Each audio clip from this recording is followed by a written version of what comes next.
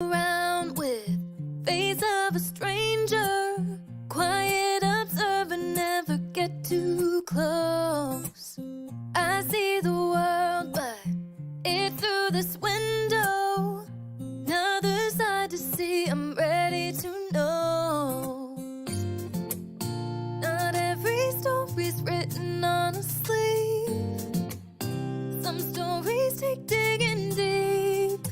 Eyes wide open, words unspoken. Where are you going, darling? Where have you been? Stories to tell, emotions we felt, good and the bad in the hands we've been dealt. I wanna know why, I wanna know why you're the way you are.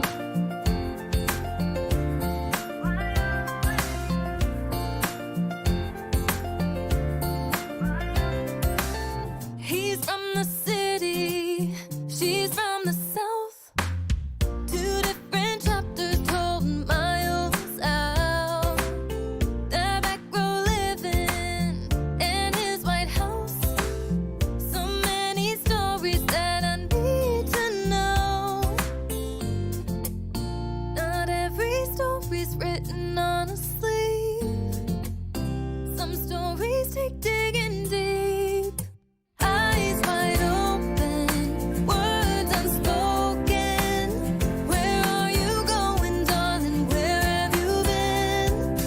Stories to tell, emotions we felt, good and the bad in the hands we've been dealt.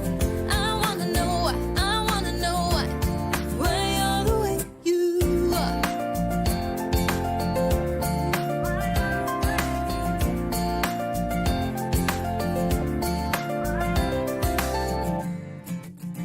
So many stories right in front of me. Some people climb to heights I've never seen. Too many falling down off their feet. These stories take digging deep. Eyes wide open, words unspoken. Where are you going, darling? Where have you been? Stories to tell, emotions we felt, good and the bad in the hands we've been dealt. I wanna know why, I wanna know why you're the way you are. Why you're the way you are.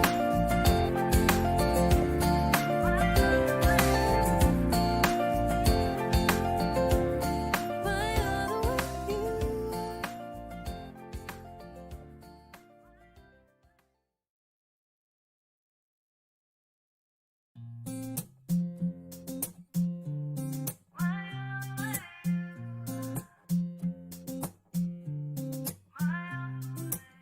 Tiptoe around with face of a stranger, quiet observer, never get too close. I see the world, but it's through this window. Another side to see, I'm ready to know. Not every story's written on a sleeve. Some stories take digging deep. Eyes wide open, words unspoken. Where are you going, darling? Where have you been? Stories to tell, emotions we felt, good and the bad in the hands we've been dealt. I wanna know why, I wanna know why you're the way you are.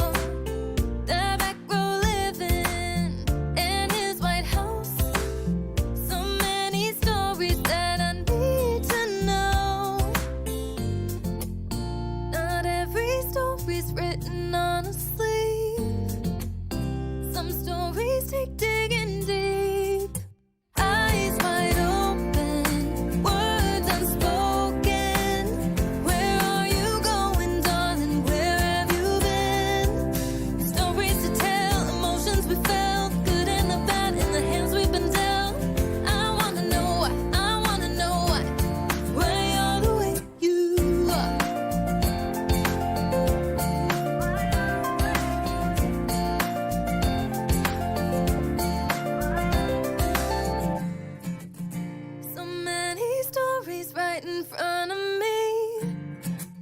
Some people.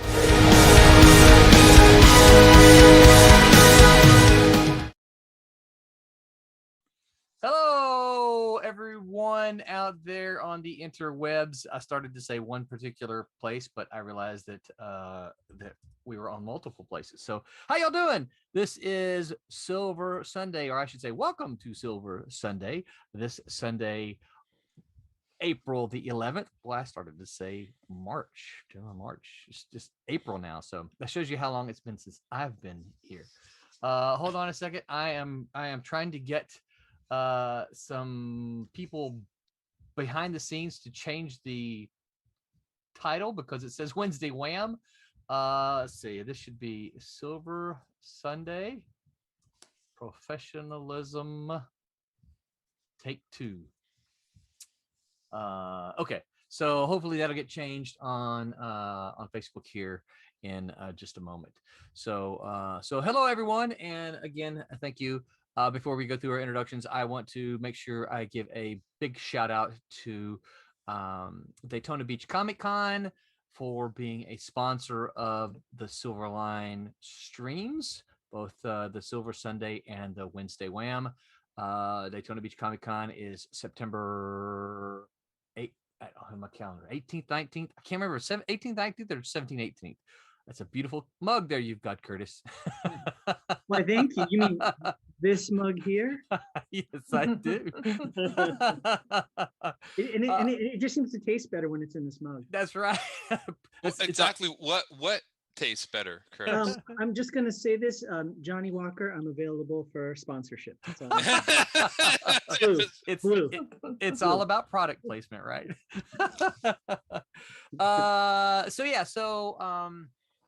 So thank you all for showing up tonight. I am Roland Mann. I am the chief cook and bottle washer here at Silverline. I write a couple of comics.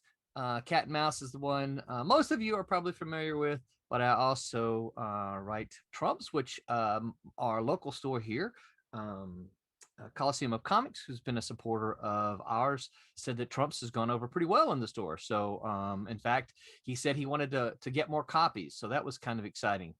It's always exciting to hear a retailer say, hey, the comic is selling and we want more copies, right?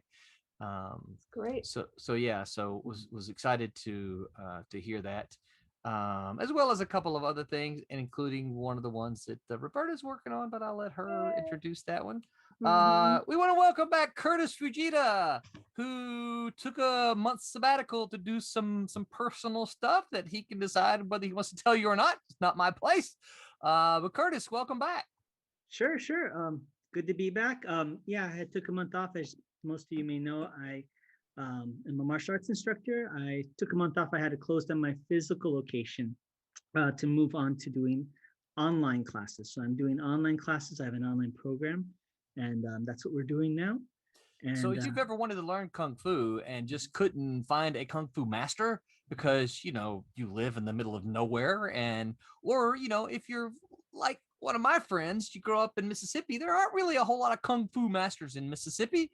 Just geographics, just the way it works. Curtis can teach you Kung Fu online. Exactly. So we have students all over, not just where I'm in California, people in Texas and all over the place. So if you're interested, let me know. But yeah, I'm happy to be back. I'll introduce myself. I'm the creative director at Silverline. I'm also the creator of the upcoming Silverline comic book, Shadow Ghost, which I always say is the Kung Fu comic by a Kung Fu master. And I'll be illustrating some of that today. I'll be doing some of the pencils for it. So sweet. And this is so what we're looking at, you're doing pencils from issue number 1. Is that correct? Yeah, issue number 1. Nice. Number 1. So very cool. Yeah.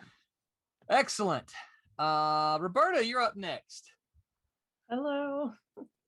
I'm Roberta Conroy. I'm a former Malibu Comics colorist, and I am currently on Silverline coloring 2 titles that are current, and one that's, what are we calling it? Remix. Yeah. Yeah. Which I'll be coloring a little bit later, some more Pendulum. Nice. Pendulum. Mm-hmm. So and Roberta, I'm going to step in here because you did mention the two I titles. will that you're say working the on. two titles. I'll say. Yeah, so I'm working on Cat and Mouse, Roland's creation, and the Champion and Miss Fury, Yes. which is the team up, Silverline team up. Yeah, and it's those pages are looking very, very good. Maybe if before you jump on the pendulum see tonight, more. you can sneak a page or two up there. Sure. Excellent. And next up we have Aaron. Aaron, did you get some new glasses? I had to wear reading glasses when I draw now. Cute, huh? Oh, So I'm like hey. sketching while I'm doing this. So, but yeah, I'm pretty much 45. You develop blindness. Welcome, So- welcome to the case of OLD. Yeah, I know, old age, huh? Yeah, it was my family for years was like, you never have glasses. We all have glasses. And last year I started getting glasses, and everyone was like, well, let us choose your frames. Let us help you. And I'm like, yeah, right. That ain't gonna happen. You know, for me, that literally happened within a week. Yeah, same Like here. I was like, why can't I read my cell phone? I always read my Yeah. cell phone. It's literally got that way. I was like, well, I started having it now. Yeah, I can't. So yeah, I have reading glasses. So now I get to look Welcome. like a nerd online, like everyone else. Now I'm a true nerd, right? Yeah.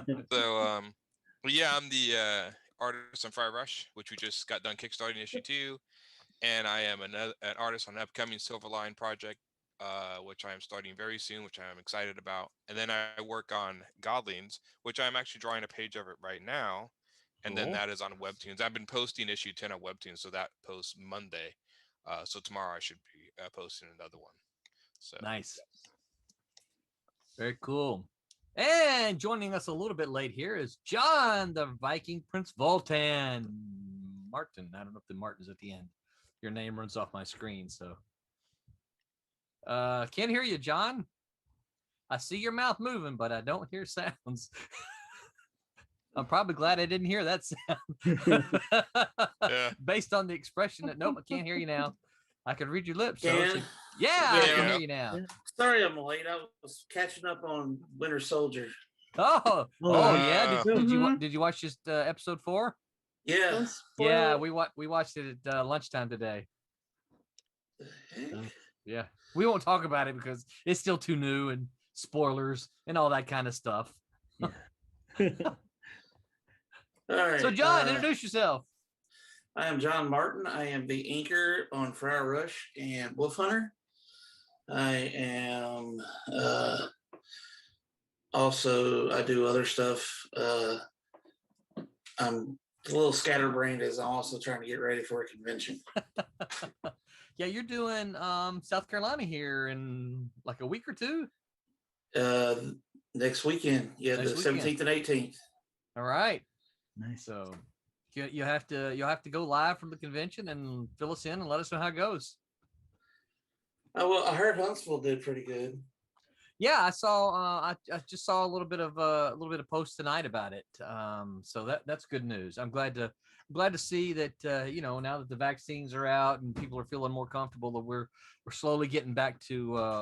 I don't know that anything was ever normal with comic book geeks, but Yeah. we're slowly getting back to what we call normal anyway. Right. So. Is this a bigger convention, John, or is it one of the? It's Is one it of the big. I mean, it's one of the bigger ones in South Carolina, as far as Okay. Yeah. Because Heroes Con is in North Carolina, correct? Yeah. That's Yeah. correct. HeroCon's supposed to be like one of the bigger ones up there with like San Diego and stuff, isn't Yes. Yeah. it? Yeah.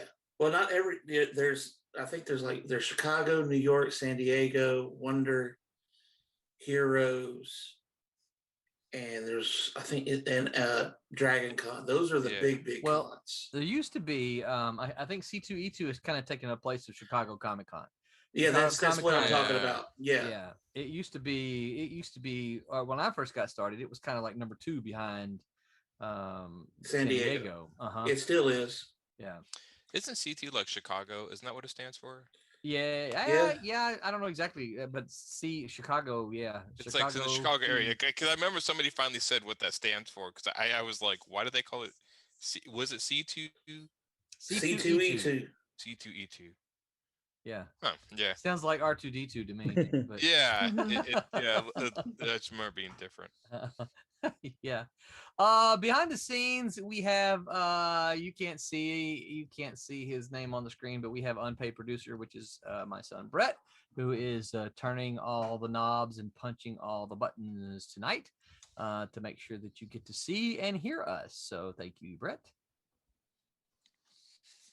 And we're missing a couple of folks tonight. So hopefully they are well. For the ones that we don't know where they are, and ones that we do know where they are, we hope they get some rest and recuperate, and we'll see them again next week. Okay, so any news? Anybody have anything to before we kind of get into talking about what we're going to talk about? Anybody have anything kind of newsy? No, nothing too pressing. No. Yeah, nothing I can think of. Okay. Stephen Brown says hi. Dempsey Blackman says hello, everyone. What's up, Dempsey? And Ryan, Ryan, I hope I say your last name correctly. It looks like Permission. Ryan gave us several topics for possible discussion. Not what we're going to discuss tonight, but several topics that we might add to our list in the future. I can just kind of run down some of them. Favorite pulp comic characters, 5 trades everyone should have on their bookshelf. That should be a pretty fun one. That's a good one. Which comic book character should be adapted to TV or Tim? Call me Tim. Adapted to TV or film next. Which do you prefer, single issues or trades when reading comics? I know we talked, we kind of skirted some of those topics before, but those sound like they're always fun to talk about, right? Benny Powell, give us a big thumbs up. What's up, Benny? So anyway, so we said we were going to talk about professionalism again, because I think we had a pretty fun discussion when we were talking about professionalism in comics and what to do and what not to do. And since Curtis wasn't here, I'm going to put Curtis on the spot first. Okay. Curtis, so before we went on, you suggested maybe there's some things that you might want to talk about what not to do, or things not to do. I don't know if that's being unprofessional or. Yeah, sure. Well, Okay. I mean, and Dive in. is it okay if I dive into the first thing is it's actually from my video game experience, but it's Sure. not direct. Okay. Well, I think it's all about working as a creator, working with others, right? And Sure. how do you be professional? And in video games, you doing art in the video game can translate into doing creative work in comics. So yeah, absolutely. Okay, I would say if you're an artist, make sure you submit your portfolio under your name and don't call yourself the Skinwalker, because we did have that happen once in a video game job where we were evaluating a guy that was going to join our team, and it didn't even have a first or last name. It just said Skinwalker, and then it had a address and an email to send it, to respond to, and that's just weird. So first tip, use your real name, not your nom de guerre, as it were. So let me ask you a question, because and hopefully some of our Silverliners are listening, because there's one in particular whom I love greatly, and when he hears this, I would give him a big bro hug to let him know I still love him. But I think when you use an email address that says something like "one cool hip writer dude," right? That's not very professional, right? I don't want to get an email from one slick writer or a future Eisner winner, right? I don't want to get. I want to get an email from your name and whatever platform you're on, whether that be AOL. I didn't know they were still around. Gmail or Yahoo or whatever, right? Use your name, be professional. Yeah. I think what it boils down to is, and I'm not saying it because there's tons of great artists with just like a pen name, for lack of a better word, but Sure. But there's always this saying that if you don't create an image or cultivate an image that you're presenting, that creates an image accidentally or unto its own, and not necessarily a good one. Right. So I would say always be aware of that. I say that's a huge thing. Be honest about your work. We had an instance where somebody wanted to join our art team, and their artwork was actually stolen from an artist in like far in Europe that they didn't think everybody knew. And so they sent it in, and one of the artists on our team noticed it. So they were called into a meeting and asked to talk about their artwork for the interview. And halfway through the interview, they just pulled out this limited edition European art book and said, "So what about this?" and put it on the table. Oh And, my goodness. Yeah. And the artist, she just kind of goes, "I probably should be going now, right?" And everybody's like, yeah. Wow. Yeah. Well, would've the other thing painted that as a seems so fly weird on about that. wall. Well, the thing that seems so weird about that is if she couldn't actually reproduce that art. I mean, Right. she's gonna join the team, and then they were gonna be like, "Well, you're not reproducing what you pitched us." Right. Exactly. So it seemed like it was just a way to fail from the beginning, Exactly. unless you can actually reproduce that complete style of art. And if that is the case, then that should be, your Then you should, portfolio, Yeah. yeah. So yeah, that seems like a really weird way. It's not like, other jobs where you can just, kind of learn as you go. Like, oh, I kind of fit, but I'll just kind of catch up and just go. It's like you can't really catch up on art. That takes years and years to practice. Right. Yeah. Exactly. Yeah. That's not something you can go into the office and fake. Right. No. Yeah, that's I kind of do weird. it all the time. What are you talking about? Yeah, you might be able to do that on Photoshop. You might be able to say, "Yeah, I've used Photoshop for years," and then run home and try to learn a little bit more about. But you might be able to do, depending on what you're doing. No, you can't do it fast. No, not fast. Yeah. And that's kind of half the problem. Right. Yeah. Yeah.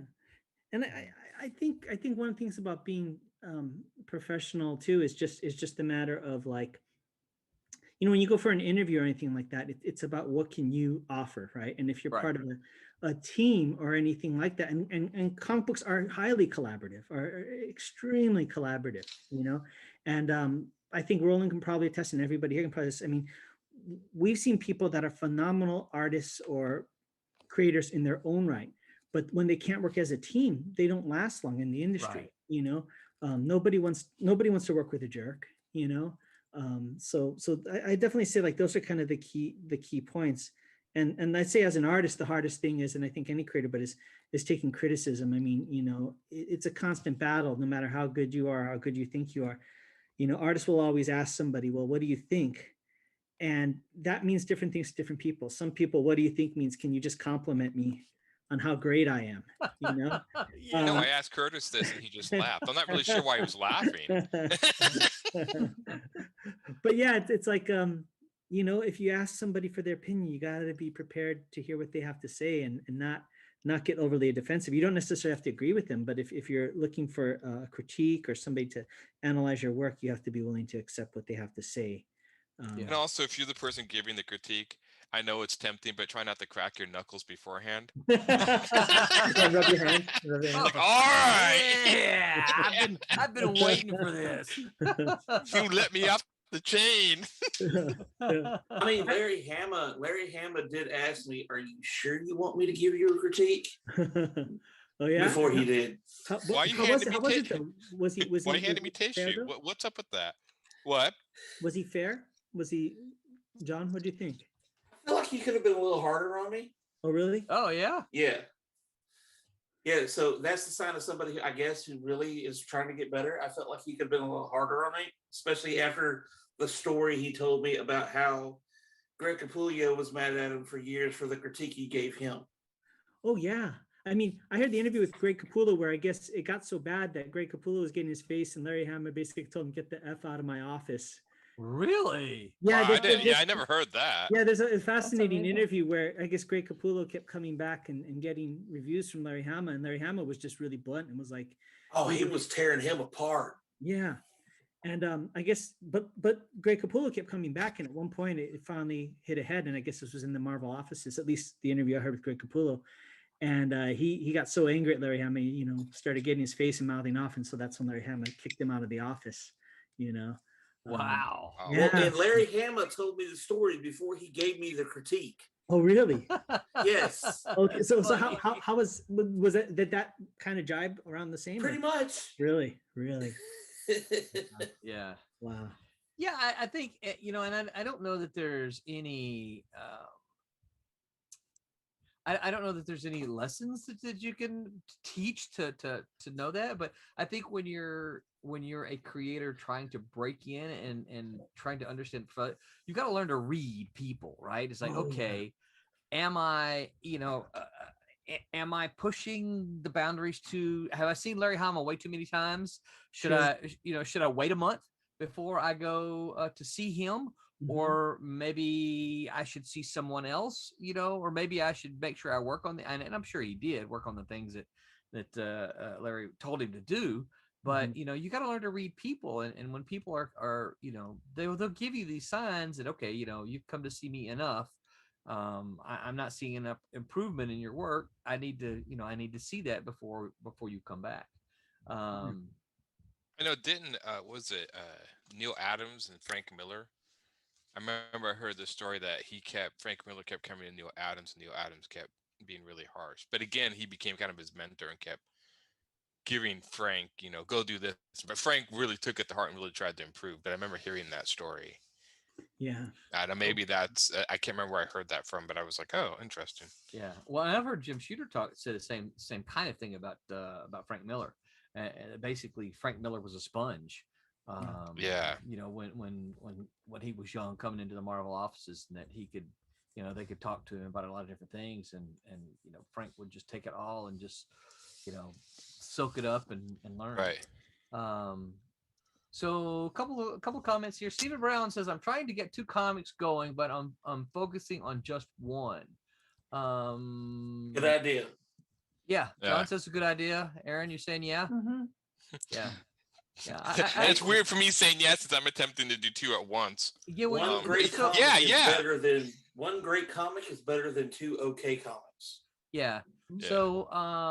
So yeah, I think the thing is, you get the first one going, and then the second one will be easier to get going.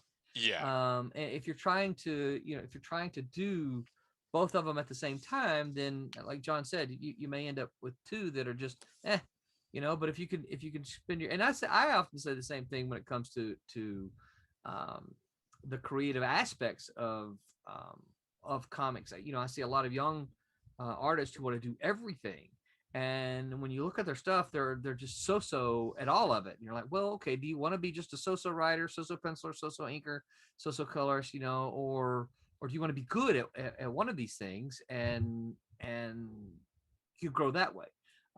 It's not says you can't. There's plenty of creators who do that. But if you look at those more times than not, and again, there's always examples that you can say, well, but this this creator, of course. But you'll find, I think, more times than not, one of those creators was really good at one thing, and then they branched out to teach themselves the other things. So yeah, Benny Powell says, I've been working with Photoshop since its first version decades ago, and I'm still learning things about it constantly. Yeah. But yeah, they said people who certified, like they've asked people who've like certified as Photoshop professionals, say they still know like maybe 25% of the program. Yeah.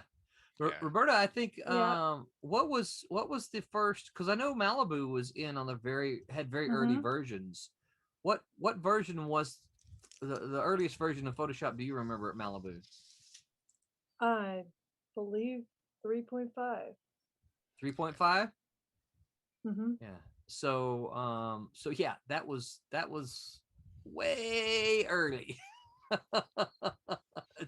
All I remember was it had a channel limit, alpha channel, could only go Really? to like 12, and then it was full. Cannot compute. So we had to decide what to save as a selection. That's funny. Wow. So are there no limits now? I've never really wanted to have a list that long in my life. So, so if there is a limit, you haven't reached it, right? Yeah, I don't need to. It does what it needs to do. Yeah.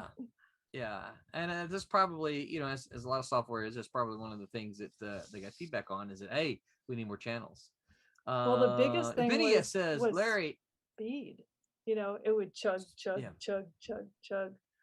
yeah. So now it doesn't do that. But do you think that some of that has to do with the power of your computer too, though? Probably. Yeah, I would think so, even though I thought we had good computers, and I know we did. Yes. Yeah. But I think, you know, it just wasn't quite there. Yeah. No. Well, yeah, and I know a lot of stuff. Even I can remember, you know, not quite 10 years before that, going to college and using my Commodore 64, which was kind of, you know, roughly topish of the line of personal computers back then, and having to, you know, load all the software in with a cassette tape. You know, I remember going from a cassette tape to the 5.25 inch floppy drives and thinking, man, I am all that and a bag of chips now. That's awesome. Yeah. Pretty soon, Roland's like, yeah, I remember them fancy moving images they had in that box. Yeah. Yeah. Hey, listen, I have told the story before. I may have told it on here too. I can remember, you know, so I had email dating back. I've had email dating back to the late 80s, right? Probably, Yeah. can't remember, probably 89 was when I first got it. So, you know, I had email even when I, you know, moved out to California, took the job there, worked on all the computers. And when we moved back to, when my wife went back to graduate school, she to start on her PhD, right? Mhm. She was we were in the dorms and she was talking about this or that on the internet, right? And now I had been a part of the bulletin boards. I'd been poking around on all those things and, you know, seeing all Right. the comic guys on there. And she started talking about this thing. So I said, no, you're not seeing that. And she kept saying, yes, I am. I'm like, no, I don't think so. She's like, no, I'm telling you what I'm seeing. And I'm like, no, I you must be mistaken, right? That's what I'm telling her. I'm like, you Yeah. must be mistaken because that's not the way it is, right? And of course, and so finally I said, well, let me go to your office with you. So the next day, or I don't remember, a couple of days later, whatever, I went to her office and said, show me what you're talking about. She sat down and opened Mozilla. I think it was Netscape. It may have been, but it was an early Mozilla, right? And she Yeah. popped that thing open and I said, what is that? And I sat Yeah. down at her chair and 30 minutes later she said, you gotta go, I gotta get to work, right? And I was like, what is this web stuff, right? And I immediately went back to my desk and installed Mozilla and just opened a whole new, and this was probably around 97. Yeah. You know, but anyway, Benny said Larry is honest, but one of the best. He's an amazing artist as well as a writer. I don't know that there's anyone on here who would disagree with that. No, that's the reason why I wanted a critique from him Yeah. and courted him for months before the con. Yeah, Stephen Brown said Greg told the story in a YouTube video that he saw. So basically saying, yep, he saw the same thing. Dempsey said, expand your social circle, get as much different feedback as possible, to which I absolutely agree.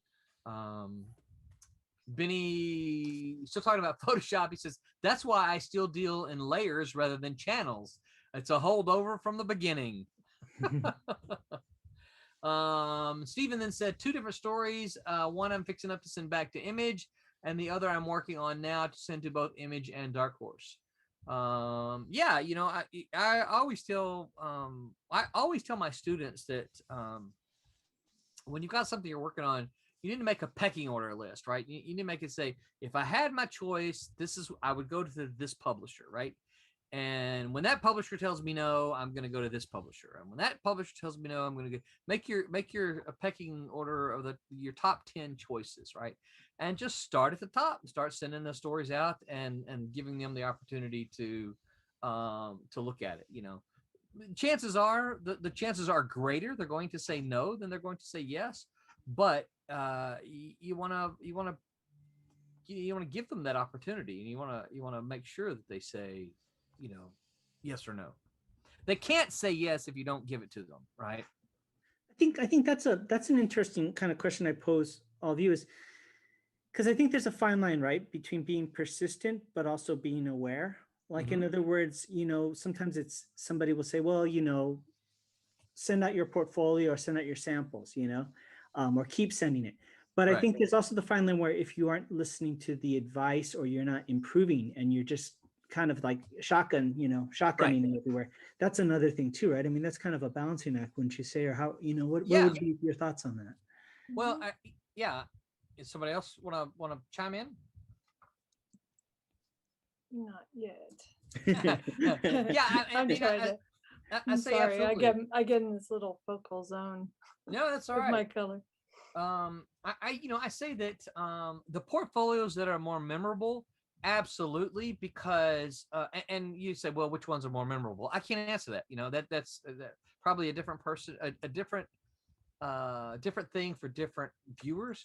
But for me, if I give you specific feedback, hey, you don't have any backgrounds here. I don't know where these characters are operating, and I'd like to see a little more backgrounds. And if you keep sending me pages with no backgrounds, ultimately I'm going to stop looking, right? I'm just going to say, oh, look, person X sent me pages again. This is the 5th time after I told them to add backgrounds. I'm not even going to open them, right? But if the next page you send me has backgrounds, I'm going to say, oh, cool. They listened to what I said. There's backgrounds here. Let me give it another look. What else can I comment on to help you achieve what you want to achieve? So yeah, I say you absolutely need to do that. But the other thing is this, all right? So now for stories, it's a little tougher, okay? Because you can send your story out to 10 different editors and you're going to get 10 different perspectives of what you should do to your story to make it good for them, right? So excuse me, one of the things I always say is when you get feedback from your story, if you're soliciting 10 different people to give you feedback on your story, number one, examine the source, right? If if Roland comes back and says you need more spandex, right? Then you got to look at what you got to look at Roland, look at what he's doing, and other kinds of. If John gives you feedback and he says you need more blood, right? Then you gotta. John's like, why me? Why me the blood, right? You gotta say, okay, well, here's the kind of thing that John likes. Here's what he does. If Aaron gives you feedback and he says you need more godlike characters, right? I was gonna say more. Get rid of those sound effects. That's what. Yeah, that's what I was gonna go. Get rid of the sound effects, right? Yeah, but you have to be aware of the source, right? And that's not to suggest that any source should be discredited, but you have to be aware of the source. But take all of your comments and put them in a big vat and stir that vat up, because here's the deal. Nobody's going to give you nobody that you trust anyway. Nobody's going to give you comments to purely be mean and to not help you. Now, not everybody knows how to say it, right? You can show something to someone and they're going to say something and you're going to say, well, yeah, but that doesn't make any sense. That's stupid. I've got that. You might say, yeah, but I've got that there. Okay. But what you have to do is you have to examine the comment to say, okay, well, they said this sucks. What does that really mean? And look for, drill down and look to the root, because again, they're not just saying that, to be mean. They're saying it because this is an opinion they have. So figure out what is it about this thing that's making them say that, right? And it may not be that it sucks as bad as they say, but there still could be a problem there that this could help you be aware of. So I've actually got a story that can kind of coincide with this. Yeah, tell it. My first critique that I ever got, first inking critique, I got it from Diana Greenlay, inker based up in Canada. She's done work here and there, even done some work for the first Deadpool movie. All right. she said, "Sure, yeah, I can, but I can give you a critique." And she gave me a really, really flat out, blunt, harsh critique. Yeah. And it was the first critique I've ever had that way. I sat back, and after processing and understanding, well, everybody tells me the comic industry is hard. Huh. It's hard to get through and to make it in. And of course, she gave me some of her reasons why, like I was using tech pens at the time because I thought, okay, this is how I need to do this. And she's like, I can tell you use tech pens, and I can tell you why.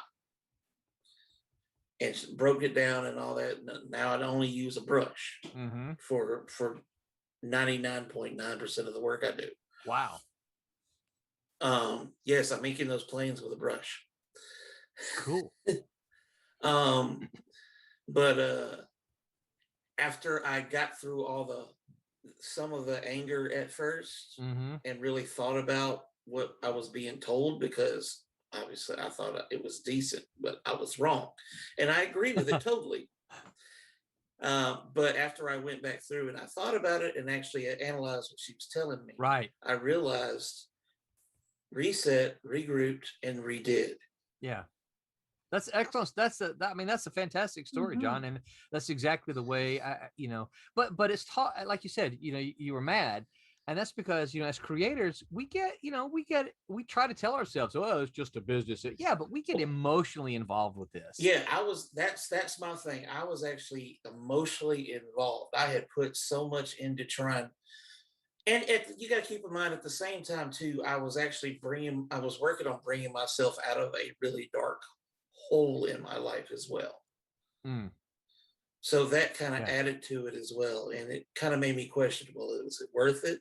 Yeah. And then I thought back and said, well, no, it is worth it, because I remember how I felt when I was doing this. Yeah. And so on and so forth. So there's a little extra in there. That's great. Yeah. But that's, yeah. Yeah.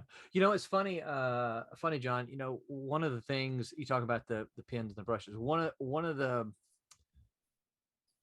biggest problems I see when it comes to inks today is an overuse of a pen or a pen look. You're talking about tech pens. Yes, I'm sorry, tech pens. Yeah, someone who doesn't understand the idea of thick and thin. I see a lot of inks that I look at and go, well, I can do that. I can take a pen and go over the line. I can trace, I can take a pen and trace, and it's all going to be the same size.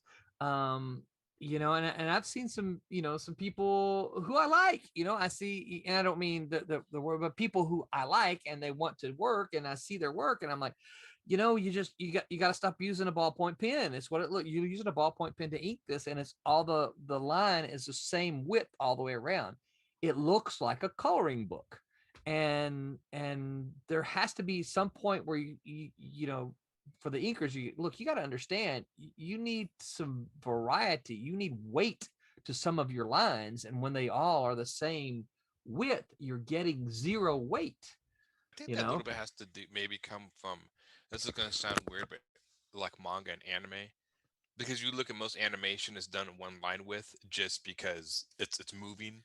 And so I think some people are inspired by that, and they start to do that, because most of the time, every time I see the stuff you use, like the tech pens or whatever, mostly those people started out an anime or whatever, and then moved into drawing other characters. So they draw anime, and then they may draw Captain America. They're using anime, manga sort of inking styles in American, and I think you're seeing that pushed more into American. But in manga books, I see variation in lines. Yeah, but not all artists. Some artists do. That's the one thing about, I will say they do that, but I mean, manga is so, because so many manga books are black and white, you have to have that variation in line in order to help sell the depth that you're trying to simulate.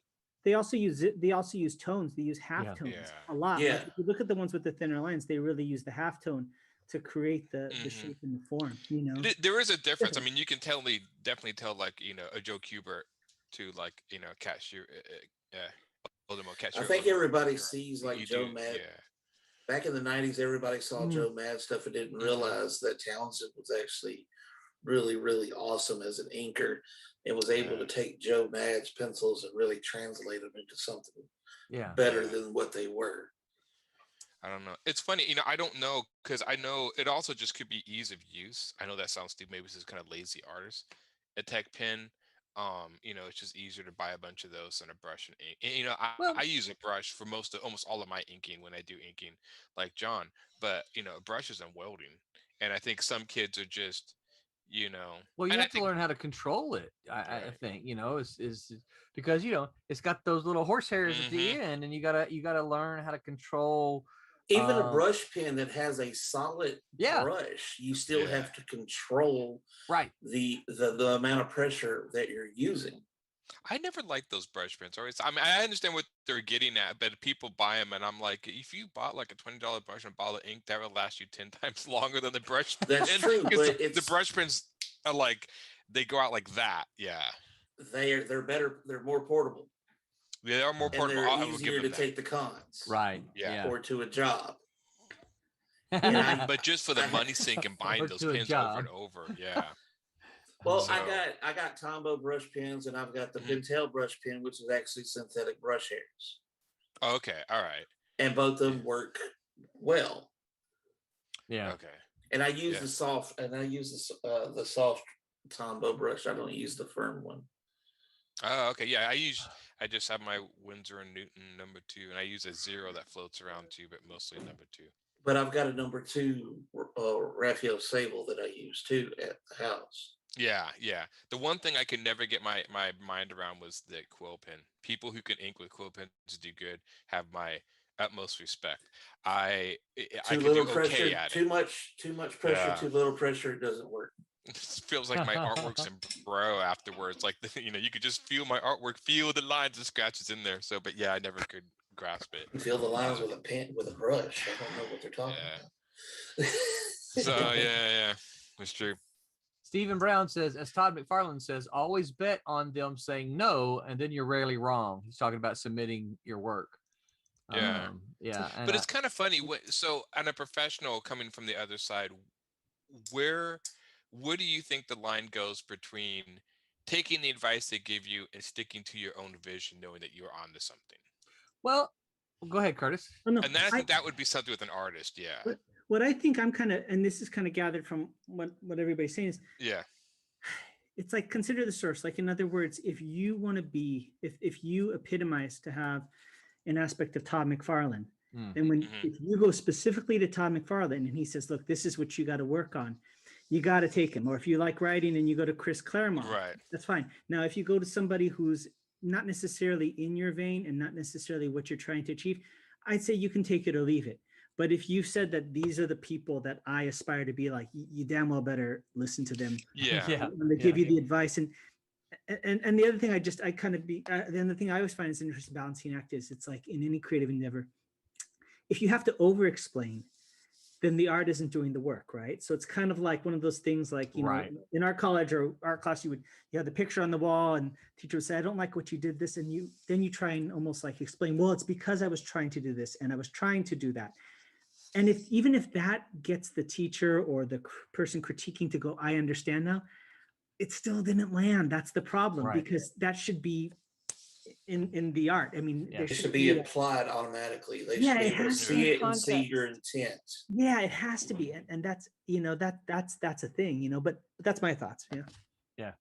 Yeah. I don't know. I mean, it's definitely one of those things. I think for me, I've taken advice from artists before, but most of my art training came from like fine arts from colleges and stuff. Some artists here and there, but I was always kind of struck off. I mean, of course, I had my influences, but I always kind of tried to struck off on my own. I wanted to look different, and that could be to my detriment too, as far as a bonus. I mean, that could be kind of a dangerous game. And people who draw like Tom McFarlane will probably get more work if people buying it because they like Tom McFarlane than somebody who strikes out on their own. But if your style gets popular, like Joe Matt and Tom McFarlane, then the benefits could be tenfold. So it's kind of a double-edged sword a little bit with that one.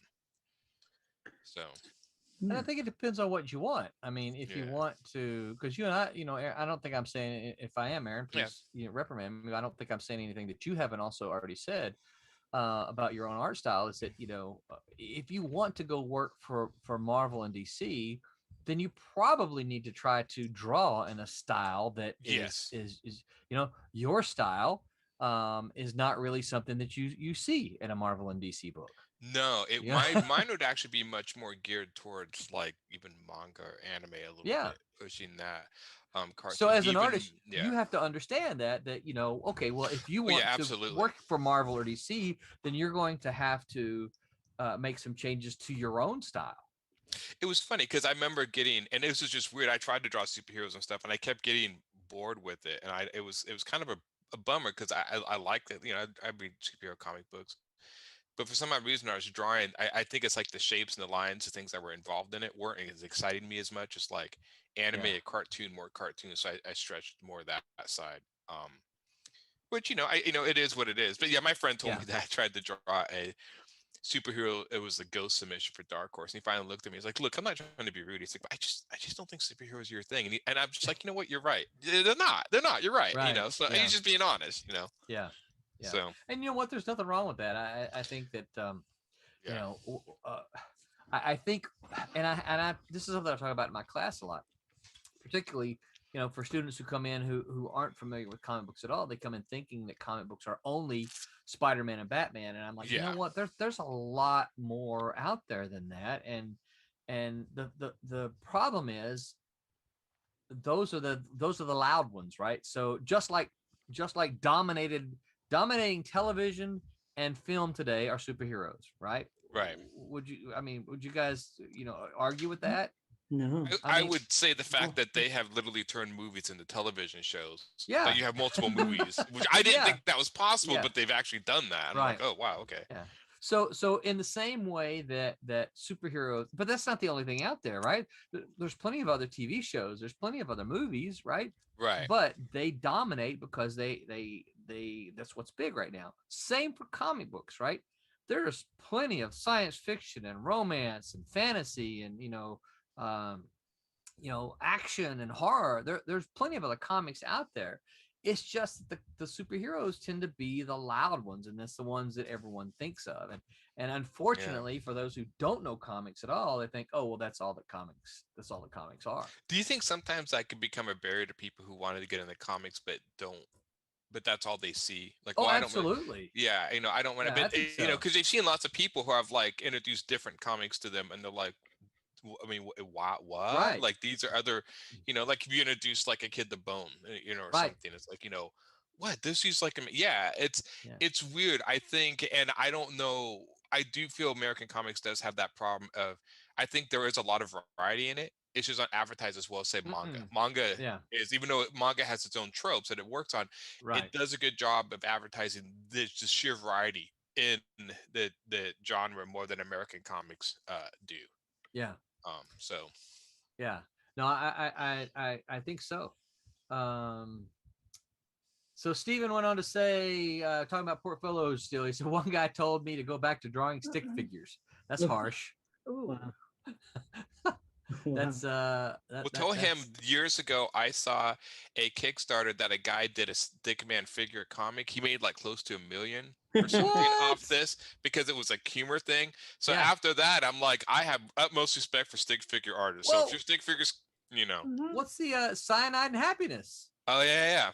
Mhm. Yeah. And that stuff is just, I mean, it's great. It just depends on how you execute it. Yeah. Actually, I wonder if it was. It's been so long. I bet you. I wonder if it was a Cyanide and Happiness Kickstarter. I wonder if that was, because that is a great comic. But it's dark. But it's definitely like basically stick figures. So yeah. Yeah. Benny Powell said, "I've only ever seen a handful of good portfolios worth working with. Of those portfolios, I tried to work with each and every single one of them flaked. Of those portfolios, I tried to work with each of them, and every single one of them flaked." Sorry, Benny. It wasn't me though. No, it wasn't me. I wouldn't have flaked. Well, That's why I'm here with Roland. So what's funny is I see these I belong to several of these comic creators Facebook groups and all that kind of stuff, and I see often writers get on there and they're complaining about, oh, I tried to work with this artist and they flaked, and this artist and they flaked, and then you got the smart artists that chime in and say, well, just pay them. Just pay them, like as if more money is going to make them not flake. And of course, the thing I say is, here's the problem. I actually had a Marvel budget one time, right? And the artist was still late. It's like, what the heck? It doesn't matter. It's an artist is going to either want to draw and get it done, or they're not. They're going to want to do something else. And this is one of the, you guys know, this is one of the reasons I stress so much here for Silverline is you guys got to be having fun, because if you're not having fun, then shiny. Yeah. Yeah. It definitely, it's funny too, because I've seen so many artists, like you said, work really hard to get their first gig, and then they get their gig, and then they just, okay, I just don't want to do it. I'm like, then why'd you put all the effort into getting it if you just kind of like, just, I see that a few times. Like, in other words, like, it's almost kind of like the dog chasing the car. Like, they caught the car, now they just don't know what to do with it, so they just kind of give up. It was a challenge or something. Because it's like, it's one thing to get to the point to get successful. To stay successful is a whole nother game, and 10 times as hard. And when ego comes into it, it's even worse. It's like I think, what's that saying? It's like, be nice to the people who are helping you on the way up, because they'll be the ones waiting for you on the way down. Right. And I definitely think it's like, we're talking about from somebody, a newcomer going into the industry, or showing your portfolio or showing work. But you know what? The people, how they critique it or how they give you advice, how professional they are, that makes an impact too. I mean, I think some people get into that position of authority and forget that they have due diligence to maintain a professional manner with people who aren't in the industry, or not in the industry yet. Yeah. And I think that's a big thing, that's overlooked. Yeah. I had that. It's funny because I had somebody do this in high school. I had a friend who we were high school kids, and some guy hired us to do this comic book. And we later found out his whole thing was to do a comic book to, like, basically Dark Horse didn't accept him, so he's going to do this comic book to show Dark Horse up or whatever. And I was like, what? I didn't know that till it was out, because he went up to Dark Horse, the convention. He's like, look at this, we're going to destroy you. And I'm just like, oh, come on, dude, But my friend, that's not good also motivation. got a story to do in there. And I remember, like, he would practice all the time, and then he got this story, and he waited till, like, he finished it like in one night. Like, he had like 2 weeks to do it, and then like the last 2 nights or night, he just like, well, I just had to get it done. I'm like, well, you finally got your break, and you sit around and just like do nothing, and then the last hour just cram it in. And it's like, it was like, but it came to come like almost like that ego, like, it's like, well, I'm so amazing and great that if I turn in anything, they would just worship me. And I'm like, I don't really think that's how this works. No, it's not. And I actually know somebody who's really, really awesome, who did something at the last minute, and you could tell it was done at the last minute, and not their skill level. Yeah. Well, I think the definition of a professional is whether you're paid or not, you do your best work. And it's the same quality, whether it's a big job or a small job, because whatever the job is, your name's on it, your reputation's on it. That's really what a professional is. There is no minor major leagues. It's all major leagues to somebody that's a professional, And that's it. Your name is on it. Yeah. That's a good point. You really do have to be comfortable with that reputation that you're dragging around now. Oh yeah. Yeah. And then if you create a big one, you have to live up to it. Yeah. Like so don't no. I mean, I think that's the worst part, is like, you struggle and you think you suck. And then they're like, well, you can do more. So I feel it you blows can suck away. more. Did you think you suck now? Yeah. You're not even there yet. We'll help you. Well, just it's always a balance between your own ego and your own, fear of failure. And then, just not understanding, where you fit in, because you always feel different, I think, than what you see. It's like you have people you admire, but you always think, but they're way up there and they just do this, and it's hard. Yeah, it is. I mean, it's been said before, and this is, this is nothing new, but as creative people, we are our own worst critics, aren't we? Mm-hmm. Yeah. But that keeps us practicing. Well, I think I told you the story. I got the portfolio review in one day, and this was my Deadlock comic, which actually, hey, I have that. I can show that in the picture, show you what this is. This is a better review. So this is a book I did a long time ago. And so the whole thing is written like a kid's book, right? But it's all done for it's more of an adult story. It's not a kid's book.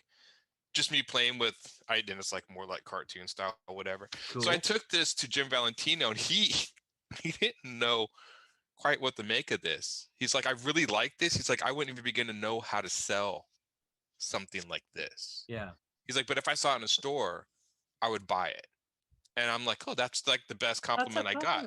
Being an experiment. I went to another guy, the guy who owns Oni, and I think I talked to Roland. He knows this guy, and he was like, you need to go back to drawing school. And I'm like, and literally in 30 minutes, getting such different personalities. That really was cementing it wasn't that they didn't know what they're talking about. It's just everyone approaches it from such different fields and different viewpoints that you really just have to kind of there's a part of it's take what you can from them, but you just kind of got to decide that what you want to do and go for it. Because if you're running around trying to follow everyone's critique, you'll go nuts. You'll literally go mad. Well, and along the lines of being professional, one of the things that I think you really have to do is you've got to do your due diligence. Okay. Yeah. If you're going to submit to a publisher, you need to be aware of what they do. And if they don't hire people who draw like Marvel, and you draw like Marvel, then you shouldn't submit to them. Right. Right? Because they're not going to hire you, because that's not what they do. And I think you have to be aware of that. You have to be aware of what the publisher does, and only submit to them if you think you can fit within what they're already doing. So don't send your Captain America samples to Fantagraphic books. That's that's not gonna work. You're right, though. Yeah, you're right. I'd be very curious to hear if Roland remembers this, but for example, I remember when Marvel bought Malibu, there was a period where there was a lot of cross-pollination, let's just say, between the two companies, two studios or whatever you want to call it. And I'll never forget, somebody hired, do you remember Tim Vigil from Faust? Yeah. Oh, yes. He did a cover of Nightman versus Wolverine. And I don't know what was going on editorially, but I just remember this thing came in, and it literally was Wolverine standing over a decapitated Nightman, holding his head, and just blood everywhere. And all I remember is one of the associate editors, or assistant editors, Gerald D. Victoria, said that that got sent to Marvel for approval, and I guess Mark Grunwald sent it back, and there was just a post-it note on the fax that just said no.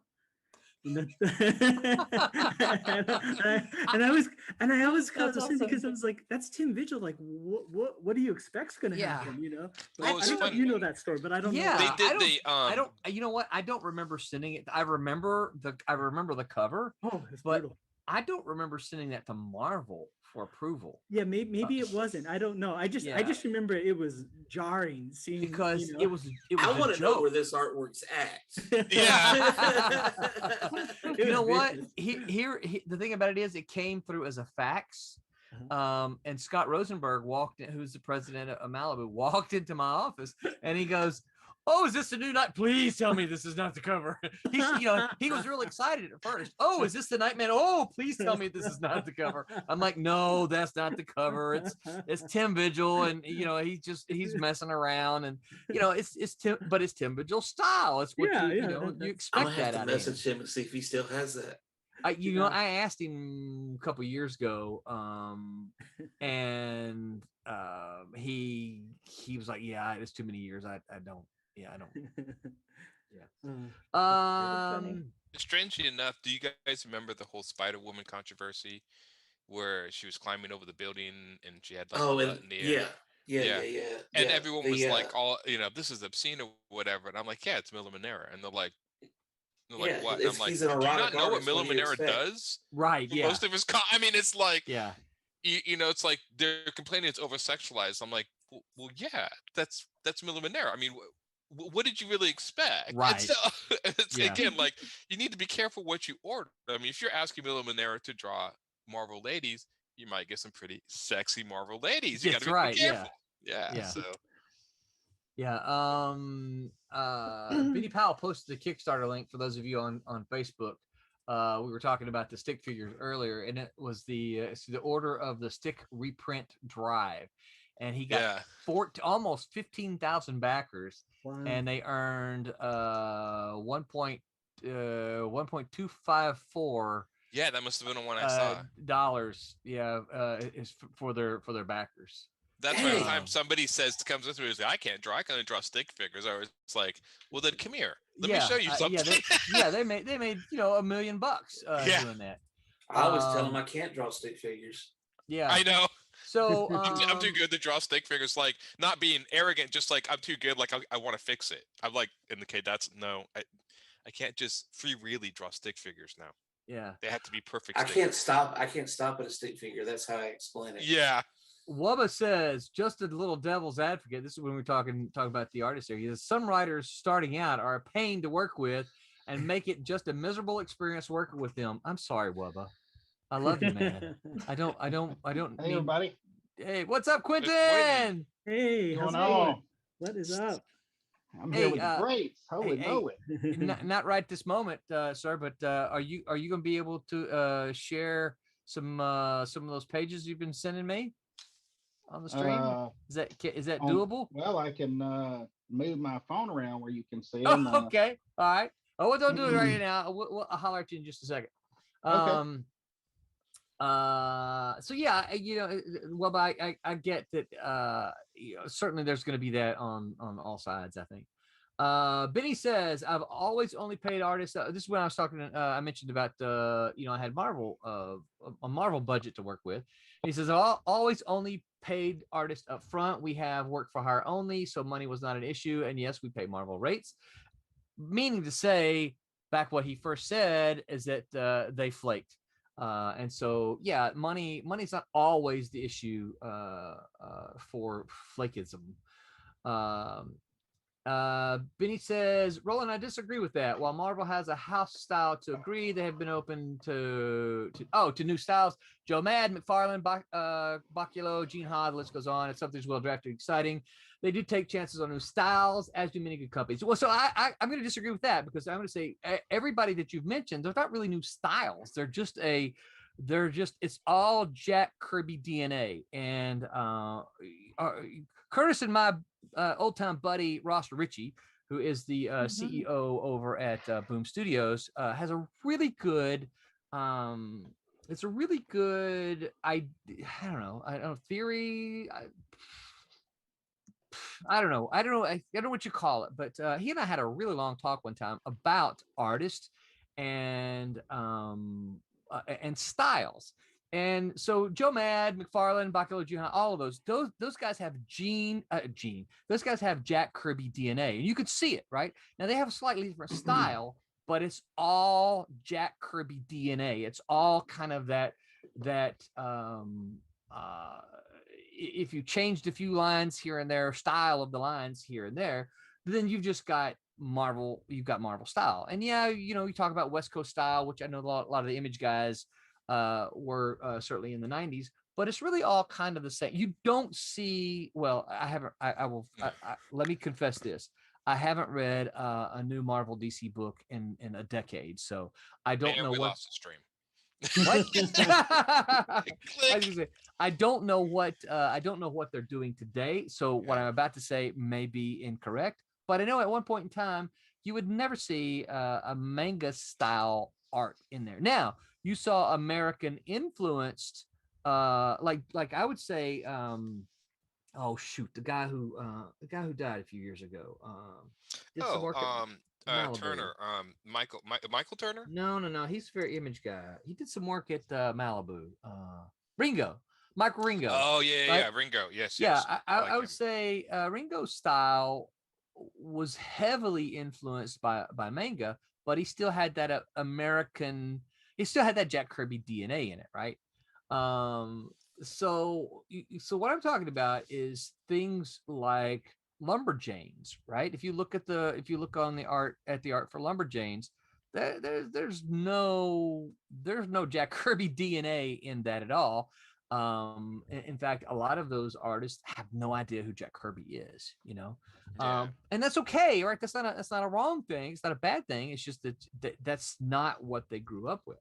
So that's what I say when I say Marvel's not open to new styles. I would say that Marvel's not. I would so based on what Benny said, I would tweak what I said initially to say Marvel's not really open to a style that doesn't have Kirby DNA. And all of those styles I think are different, yeah. But Marvel's always done that. Marvel's always had slightly different styles going back to George Perez and guys like that when they were coming on. Those were all a little bit different, but they all had the Jack Kirby DNA. You're talking about more like Jack Kirby's like foreshortening and the bombast, that sort of energy in his style. The energy, the foreshortening, like he's punching at the screen and the I would agree. It's fun. I think it also do with storytelling. When you said Lumberjanes, I mean that's a completely different story. I mean, trying to imagine Lumberjanes as like a Joe Mad style doesn't work. That just wouldn't work at all. So I think that's to do with some of the DNA of the storytelling too. And Marvel they do superheroes. So even if you change the style, you still have to, I see what you're saying. You still have to have that sort of foreshortening, action packed, that sort of DNA of Jack Kirby and those other artists. Like it has to still be superhero excitement. Yes. In there. If you don't, you get 1950s DC comics. Those are great. Benny said, talking about Tim Vigil, he said Tim is awesome. He did an unsolicited cover for us and we used it. Tim Vigil's an awesome dude.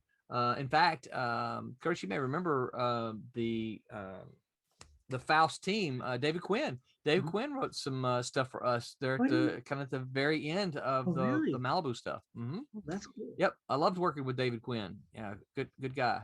Very cool. Wubba says, Roland, man, you're awesome to work with. Big bro hug to you, Wubba.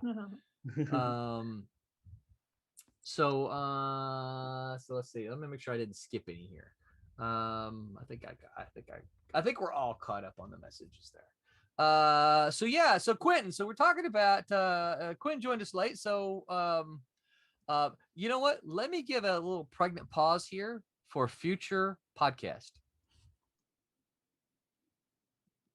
And now let's remember that Daytona Beach Comic Con is a sponsor of the Silverline streams. So you're laughing, Curtis, but Brett and I have been working on some of the have any of you listened to the podcast by any chance? I haven't yet, but I totally want to. I don't even know where they're posted. Dude, they're posted anywhere you can find reputable podcasts. Okay. I'm not a big podcast listener, so I need to go find these reputable podcasts. I'm hoping that we'll get folks who would normally watch a live video that will listen to some podcasts. So Quentin's joining us here. Quentin, tell folks who you are. Give yourself an introduction. I'm Quentin Bedwell, artist. I've just always done art. I currently, as a day job, work as a graphic artist for Gandy Inc. over in Texas, San Angelo, Texas. And I do comics on the side. I've been doing comics for years, but a lot of people didn't know about it because I was kind of doing them in my own time. And welcome to indie comics. Yeah, exactly. I did put out a comic a few years ago, but I do all kinds of stuff. I've got a game that I've published, a board game that I developed and published, and I actually have two of those. Just saw Silverline. I hadn't talked to Roland in years, and man, it was just really great to look over and see what he was doing, and I saw this greatness going on. I was like, wow. Yeah. Man, I started looking into all the people tied to it, and I was like, wow, this is great. And a lot of fun, right? Yeah, just the mission statement of everything is what really snagged me, because it's classic. And man, comics today, they're really needing it. I mean, Yeah, they've just yeah. really went. I mean, the stuff that you do see in the stores, I wonder sometimes now, the kind of material that we're not seeing. Yeah. If this is the story that we're seeing, I mean, I wonder after, what the story was like before all the diversity crews got in and made their changes and all these other factions made their changes, Right. Yeah. I really like the idea of being able to do a story because it's cool and do some art because it's cool and, without restraints. Yeah. Now, So, are you okay with me mentioning a little bit of our history? yeah, I was actually just waiting on you for, Okay. so So Quentin and I go back several years. I'd have to dig into my email and my files and stuff to give you a more accurate, but probably 10 years, maybe. Would you say? I'm Yeah. so sorry, Quentin? Quentin. Yeah. And I say that because I've known Roland longer than I've known you. So sorry, Quentin. All right, John. I thought I liked you. You still like me. Okay, all right. So what happened? And I can't remember exactly, but so Quentin, help me out here. I probably saw some of your artwork on a website or an Yeah. artist thing, and I dropped you an email and said, "Hey, I like your art. Let's talk." Yeah, Is that about that's right? exactly how it went. Yep. Yeah. I just came off of doing the book that I'd been working on. And yeah, I guess you had saw that or maybe some of the artwork that I had posted or something. And yeah, that's how it started. Were you did you visit Pencil Jack? Did you post some of your work on Pencil Jack? I don't think so. I Okay. think I've stayed pretty much, just the main sites. Well, I was going to say Uh, about 10 years ago, I used to visit. It's about 4 sites, pretty regular. Pencil Jack was one of them. Deviant Art was like one of the last ones I would go to. But CBR had a place where people would artists would post pages and stuff like that, and so I suspect it was on one of those sites. But so anyway, so Quentin and I began an internet relationship, and we began to swapping messages and emails and things like that, and we actually started a story together, and I think we got, I don't know, 4 or 5 pages into it, and yeah. to be honest with you, I don't remember exactly what happened, but I remember it just didn't happen, and then I know Quentin was focused on a game then, and then that's what you spent the next several years working on. Yeah. Yeah. Yeah. And we always kind of what kept in happened- touch. Yeah, what happened right at that particular time was right after I had begun everything.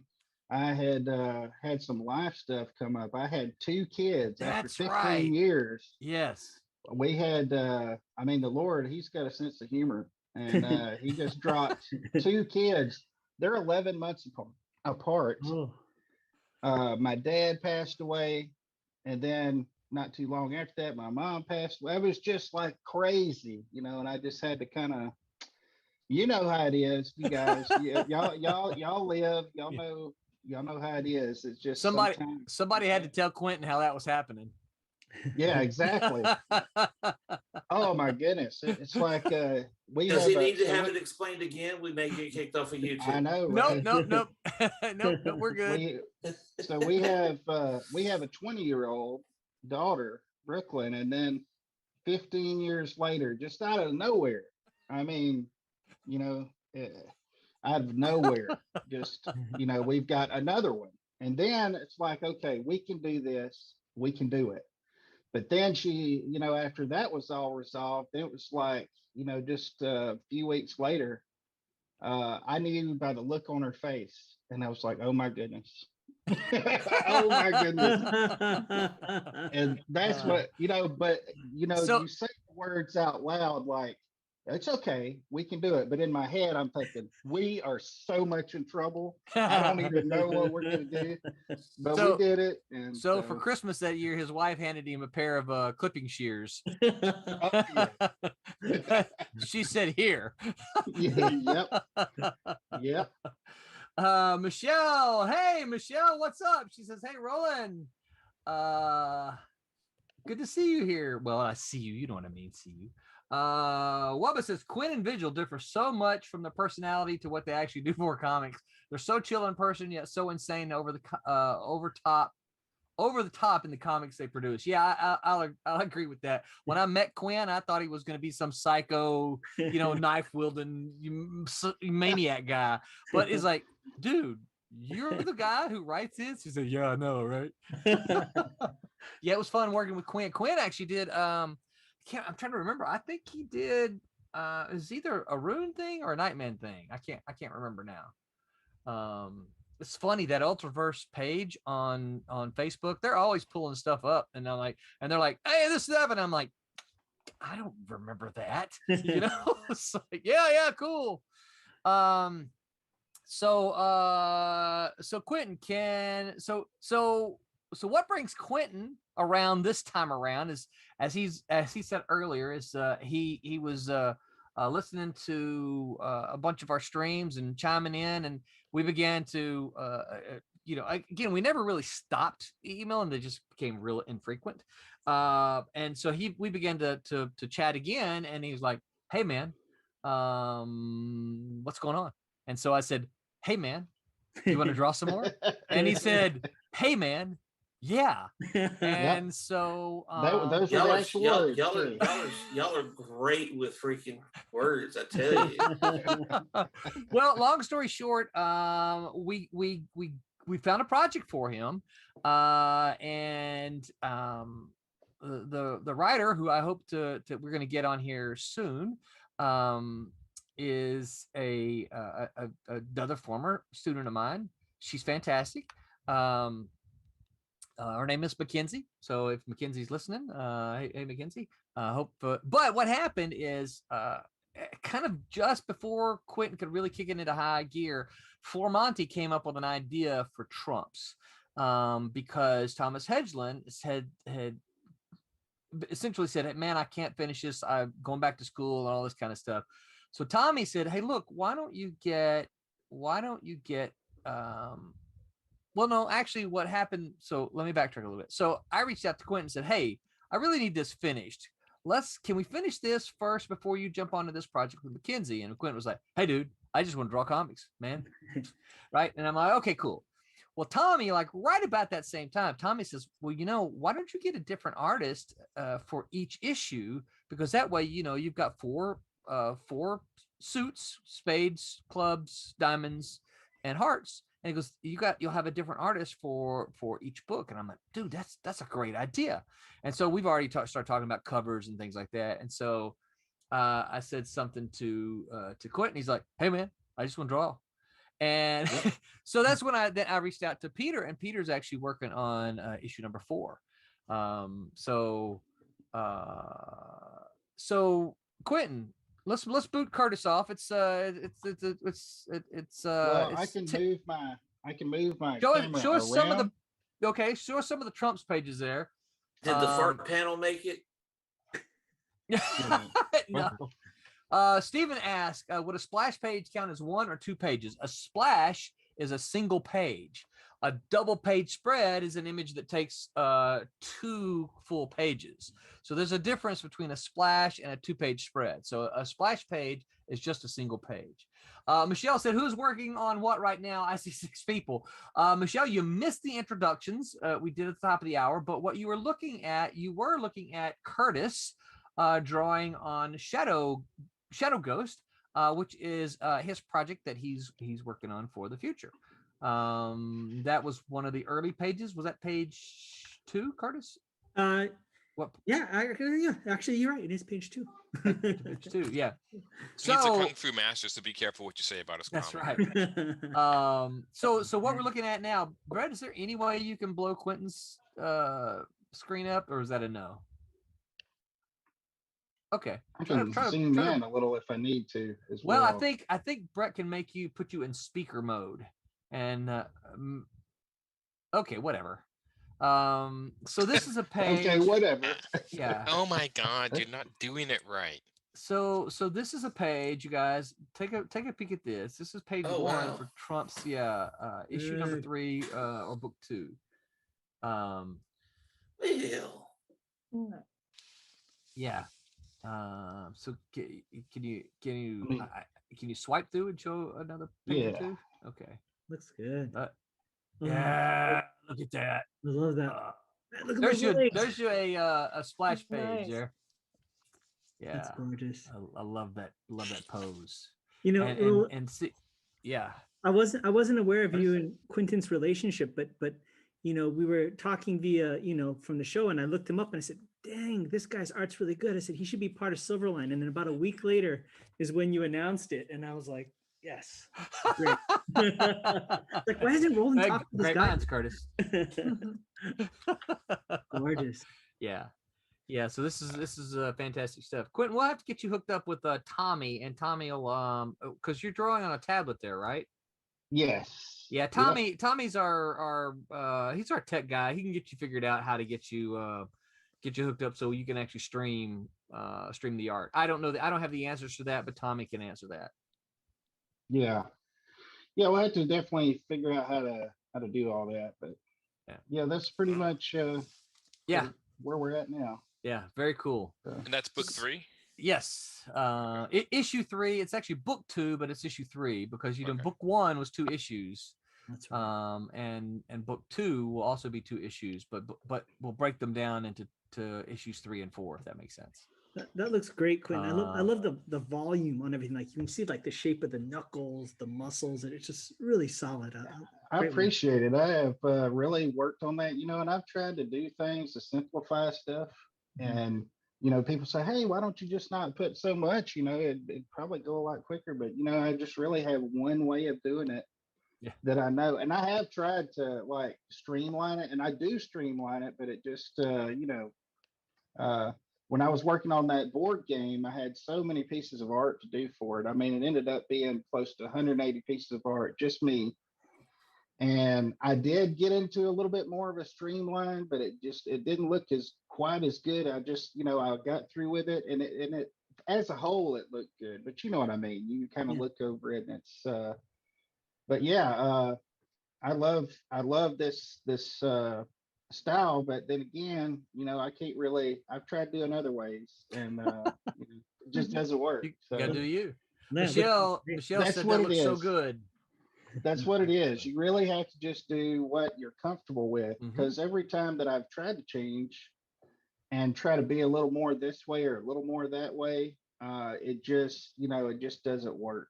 It Yeah. just, I have to, Yeah. you know, an artist's stuff is like their signature. You know, everybody has their own signature, and you just write how you're going to write. And if somebody comes along and tells you, or you say even, hey, I like that guy's signature, I wish I could write a little bit more like him. Right. You know, you can try as you may, but it's just not gonna come out. You know, Yeah. your Roberta, signature will not always be perfect. yours. I think Yeah. any artist, and I think you can too, you can mimic any artist, but Yeah, in you other can. words, I think what you're saying is if you're just drawing on your own, you're going to slip back. And I found this too. Like I could try to mimic somebody's art, but after a while, I'm just going to slip back into my own style because that's just my natural. Because I'm not paying attention. I may not be paying attention and stuff. And then Roland's just going to have to like what he's going to get. That's it. Yeah. So Benny Powell said, something to note on double page spreads. Please, artists, always make certain it is an even odd page. So often I get a double page Oh. spread layout and it will be on page 5 and 6. That don't work, people. No, it does not work. Hey, Roberta, you want to share? Sure, I could share. Okay. Also, the other thing with double page spreads, make sure that you, because the page is going to dip in the middle, don't draw faces in the middle of the page. Right. Don't put them in the rack. I've seen that so many times. I'm like, or the lettering, when they do lettering, the lettering dips. I'm like, okay, I don't know what they're saying. Yeah. But thank you. Also, any portion that could be done like this by accident, that is not. Yeah. So there's this great double page spread that Stephen did for Cray. This goes back. Here you go. Here's an example of what, Stephen, you know I love you, man. But here's an example of what not to do, right? You see, Cray is right smack dab in the middle there. Yeah, he's right in the crack. Right in the bump. He's right in the crack, right? I wish I could see his face. Yeah, I know you can't see his face, but there he is, right? right in the middle there. Man, Yeah. what This did he say when you sent that to him? Did he say anything about that? Was he like, it was like was a I- lesson learned for I him? assume it was a lesson learned for him. This goes back to early Yeah. 90s. So Oh yeah. yeah, I bet you that I'm original art is awesome though. Like if you were to buy Yes, that piece, right. holy moly. Yeah. Yeah. But see, this one is much better, right? Because there's nothing important in the crack. Right. Yeah. You you can know, see it. Yeah. He There's learned several double page later on. spreads here. Well, I don't know if I think it's the same book. But so I don't think that he was able to see that printed before.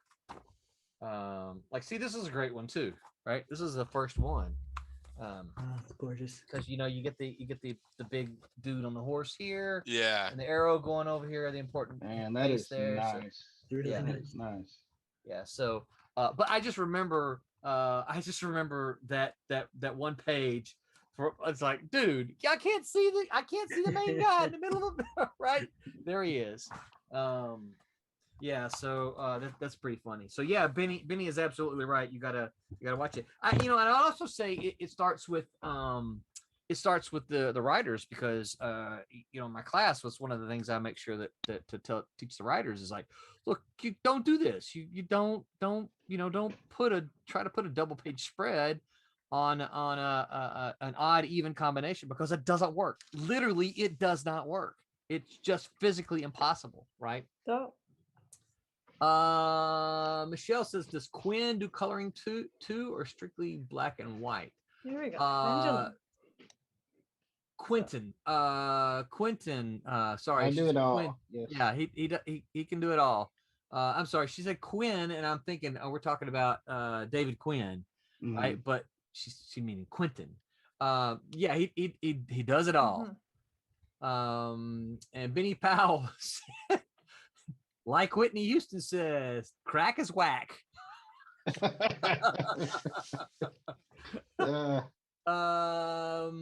Steven says, hey Roland, do you remember the double page spread I showed back at Infinity Toys convention? Unfortunately, I am sorry, Steven, I don't. If you showed it to me, I would probably remember. I tend to be a more visual guy anyway, so if you showed it to me, I would probably remember. But I unfortunately, just talking about it, I can't conjure anything up. Michelle says, I remember that specifically from class. Yeah, absolutely. We talk about this, and I deduct when they get it wrong. I deduct, and see, I won't let them put splash pages on an odd numbered page either. I will only let them put splash pages on an even numbered page, right? Because of the way you do the page turners. But I still get them, and anyway, we talk about that. So Roberta, before before we dive on in further, you want to talk briefly about what we're going to watch you color here? Yeah, this is an issue 3 of Pendulum, and it is a 4-part series. So it's one of the 90s remixes. Yeah. And so you see the scrunchie she's wearing. That's trademark. And the long sweater. Love the long sweater. Yeah. One thing I noticed too about in looking at some of these some of the remix comics, you don't see any cell phones in them. Yeah. Yeah. No. Yep. You do. There's a mobile phone in the car, and that's really funny. Like a brick. The great long big one antenna, forward reaching. I mean, it's kind of funny. I saw an interview with James Wan, the director of The Conjuring and Annabelle and those horror movies, and he was saying he specifically chooses his movies to be set in the 80s and backwards, so that in the horror movie they can't pull out their cell phone and call the police. Yep. right. Yeah, it would be it's very just different too hard now. nowadays, he said. Benny says, I tell writers, really try not to give layout guides to artists beyond bare bones. Like if I need a lot of dialogue or captions, I will give directions that way, but I have never said double page spread here. So that's kind of an interesting idea, because I'm not sure how, Benny, if you have one that you could share, I would love to be able to see the kind of script that you're talking about, because I only know of scripts that actually say page 1, panel 1, da da da da, panel 2, panel 3, page 1, page 2. And so when you have a double page spread, you literally have to say, pages 2 and 3, double page spread, so that you tell the artist that's what you're doing. So I would be curious to see what format, and of course, for those who are listening, the comic formats, script formats particularly, they're wide open. Whatever works for you and your artist, or your editor, if your editor requires something, it really doesn't matter in the end how it's done, because they're so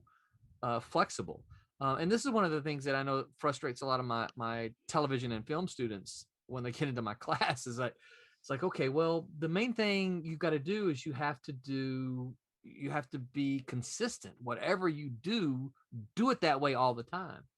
So Benny says he does a combination between Marvel and full script format. So I would love if you're able to share any, or if you've got one that you are able to share, I would certainly love to see that, because because again, there are so many different styles. I would love to kind of see what you do.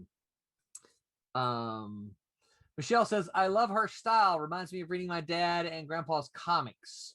Yeah, she says, write a love letter to your illustrator. That's exactly what I tell them in class. Yep. So Quentin, I don't know how much of the first part you heard, but this was our professionalism take 2. You got any thoughts on professionalism that you want to share? Oh man. Be nice, be on time, be available and willing to do whatever you need to do. And me, I am pretty professional. My wife, though, she is like the epitome of professional.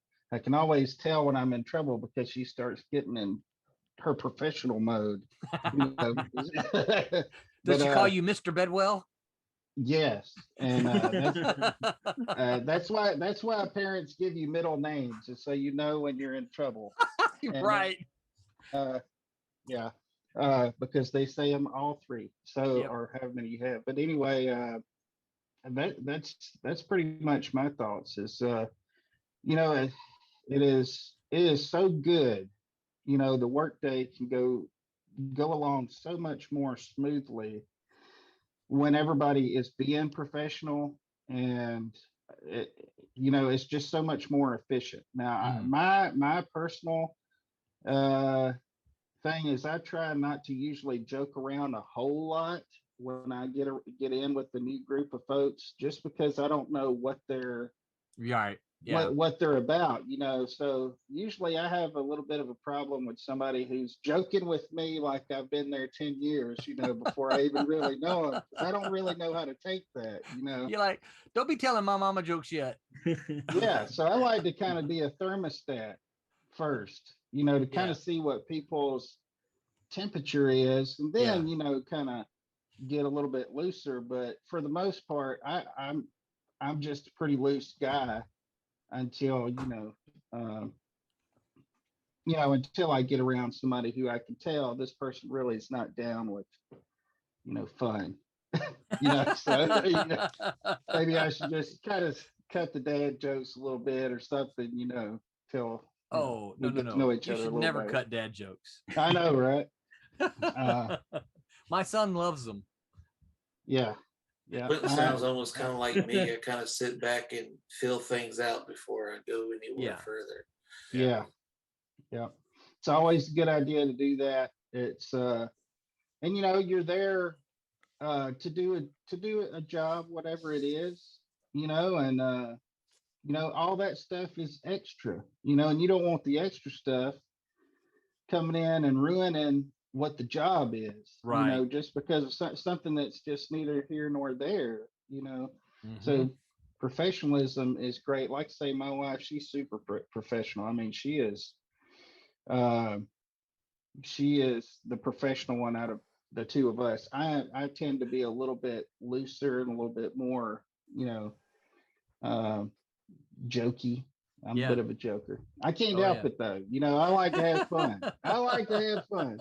And people if I kind of tell that they're not that way, I kind of, keep it away from them a little. But I just Yeah. it comes out. I can't help it. No, I think that's a great. I think that's a great suggestion. Is always kind of gauge the people you're working with before you start. Telling jokes of any Calling them kind. names and stuff. Yeah, yeah, right. Yeah. Yeah, Roland.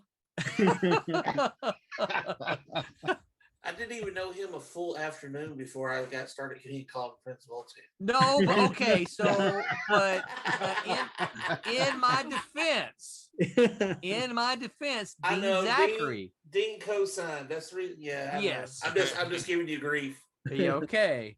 I just want everybody to know that's listening here. I didn't just come out and say, "Hey, you look like Prince Voltan," right? I'm just giving him grief, guys. Yeah. Well, I'm that way too, though. I'm a little bit quick, sometimes to go ahead.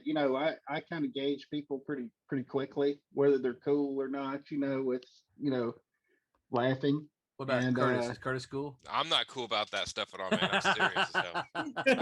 Just look at that face. Curtis did change his camera, and I'm missing the coins behind him. I might bring it back. I figured I'd Oh, there you go, nice. John. There He it did, is. he did a Voltan. There it is. Nice. Gordon's alive. No, I drew this like that afternoon. Yes. Nice. Yeah. Because That we were is at a Memphis cool Comic Con character. when I met John. So, yeah, and it was always Zachary's alive.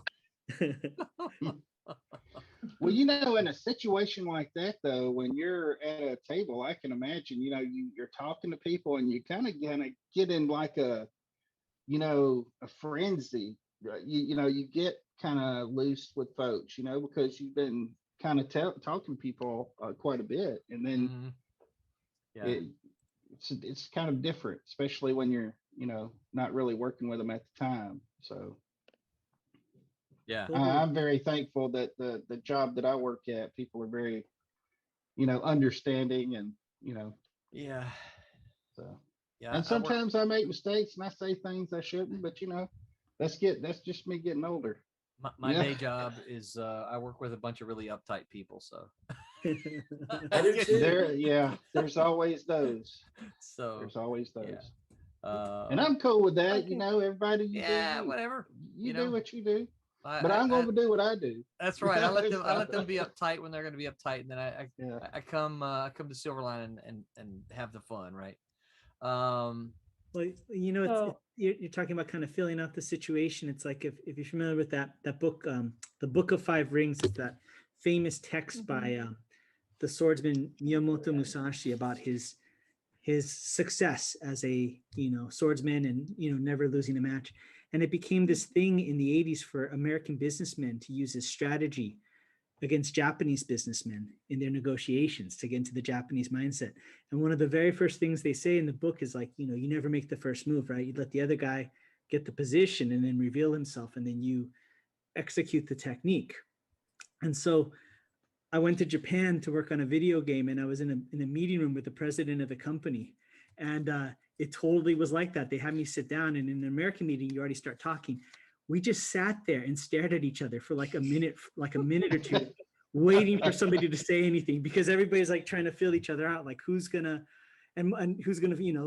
lose their cool and kind of reveal their hand about what they're thinking or what they're doing, right? So it's That's funny. Funny strategy, I can just hear the good, bad, and Yeah. ugly music going off during the whole thing. Yeah, close up on the eyes.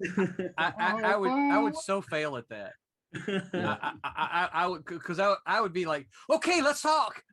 Yeah. Well, silence, it really gets awkward, doesn't it? I mean, when you get into a situation like that, it's very awkward. Oh yeah. So this is kind of interesting. Benny sent me a few pages of the script, and it's really just a film script is all it is. And it's just it's just a film script that's divided into pages. Be curious to figure out how you determine what goes on, how much content you can get on a single page. Yeah, it's just a film script. I worked with a guy. He's not there anymore. He at Full Sail.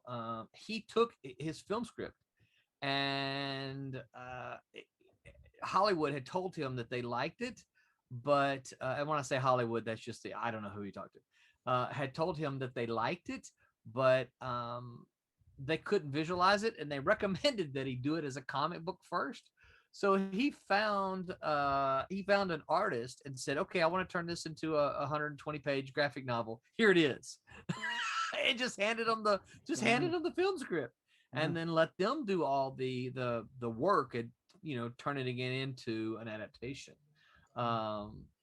But Benny says here, ultimately a script is a dialogue between you and the artist, which is, this goes back to what I was, what Michelle quoted me from my class, is write a love letter to your illustrator.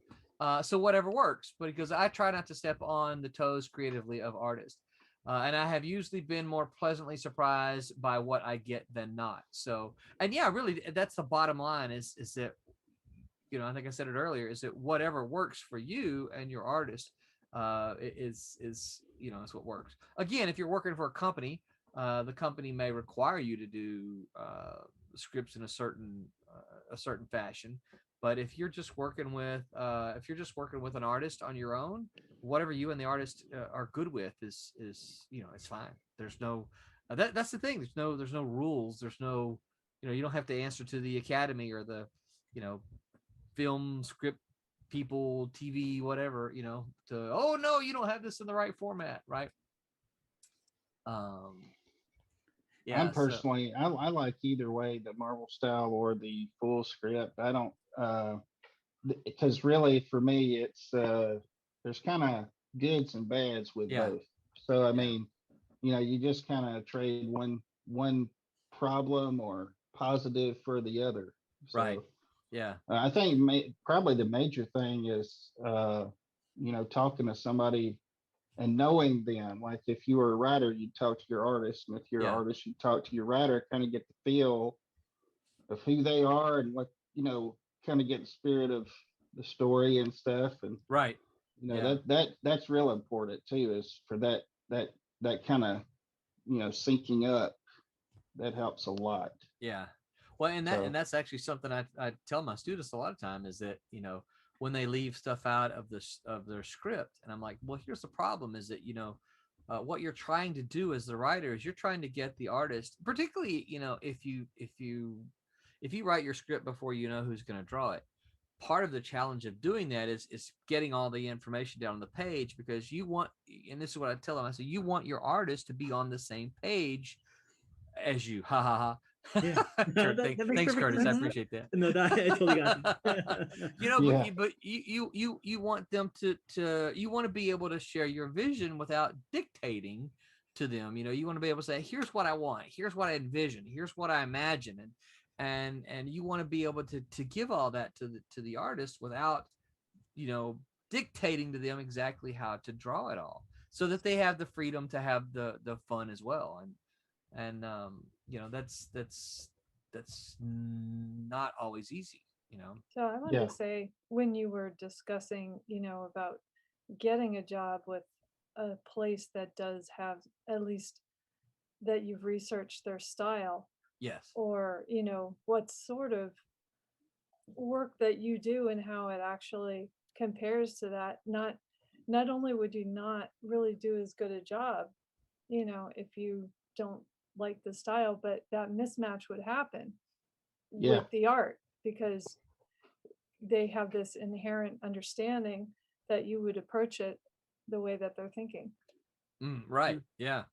I think one thing, kind of dovetail off of that, about the job, and we're talking about accepting criticism or going over things, like, especially in stuff like comic books, there's not necessarily an interview like a corporate job where you would go in and have your resume and then you show it and all that stuff. It's the portfolio, the work, and then it's a sit down talk. And whether you know it or not, how you react, that is the interview. So if let's say you're an aspiring penciler and you go to a company and the person reviewing your portfolio says, I don't like how you're doing this, you should be doing that, and you start to disagree and go, I don't disagree, this is my style and this is this. how are they going to see you as somebody that can work on a script with them Right.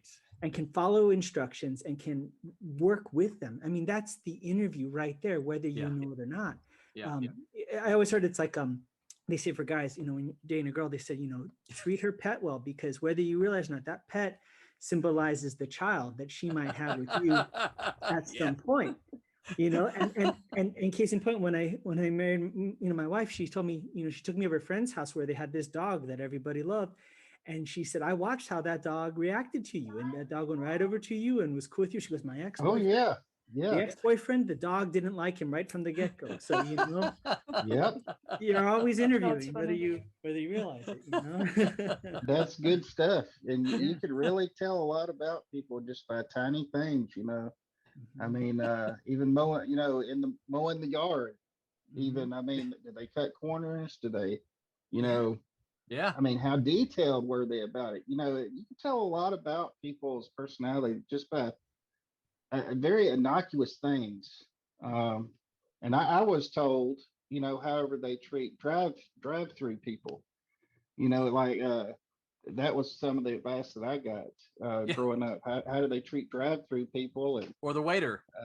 yeah, or the waiter. Yeah. Yep. How do they treat their parents? Uh-huh.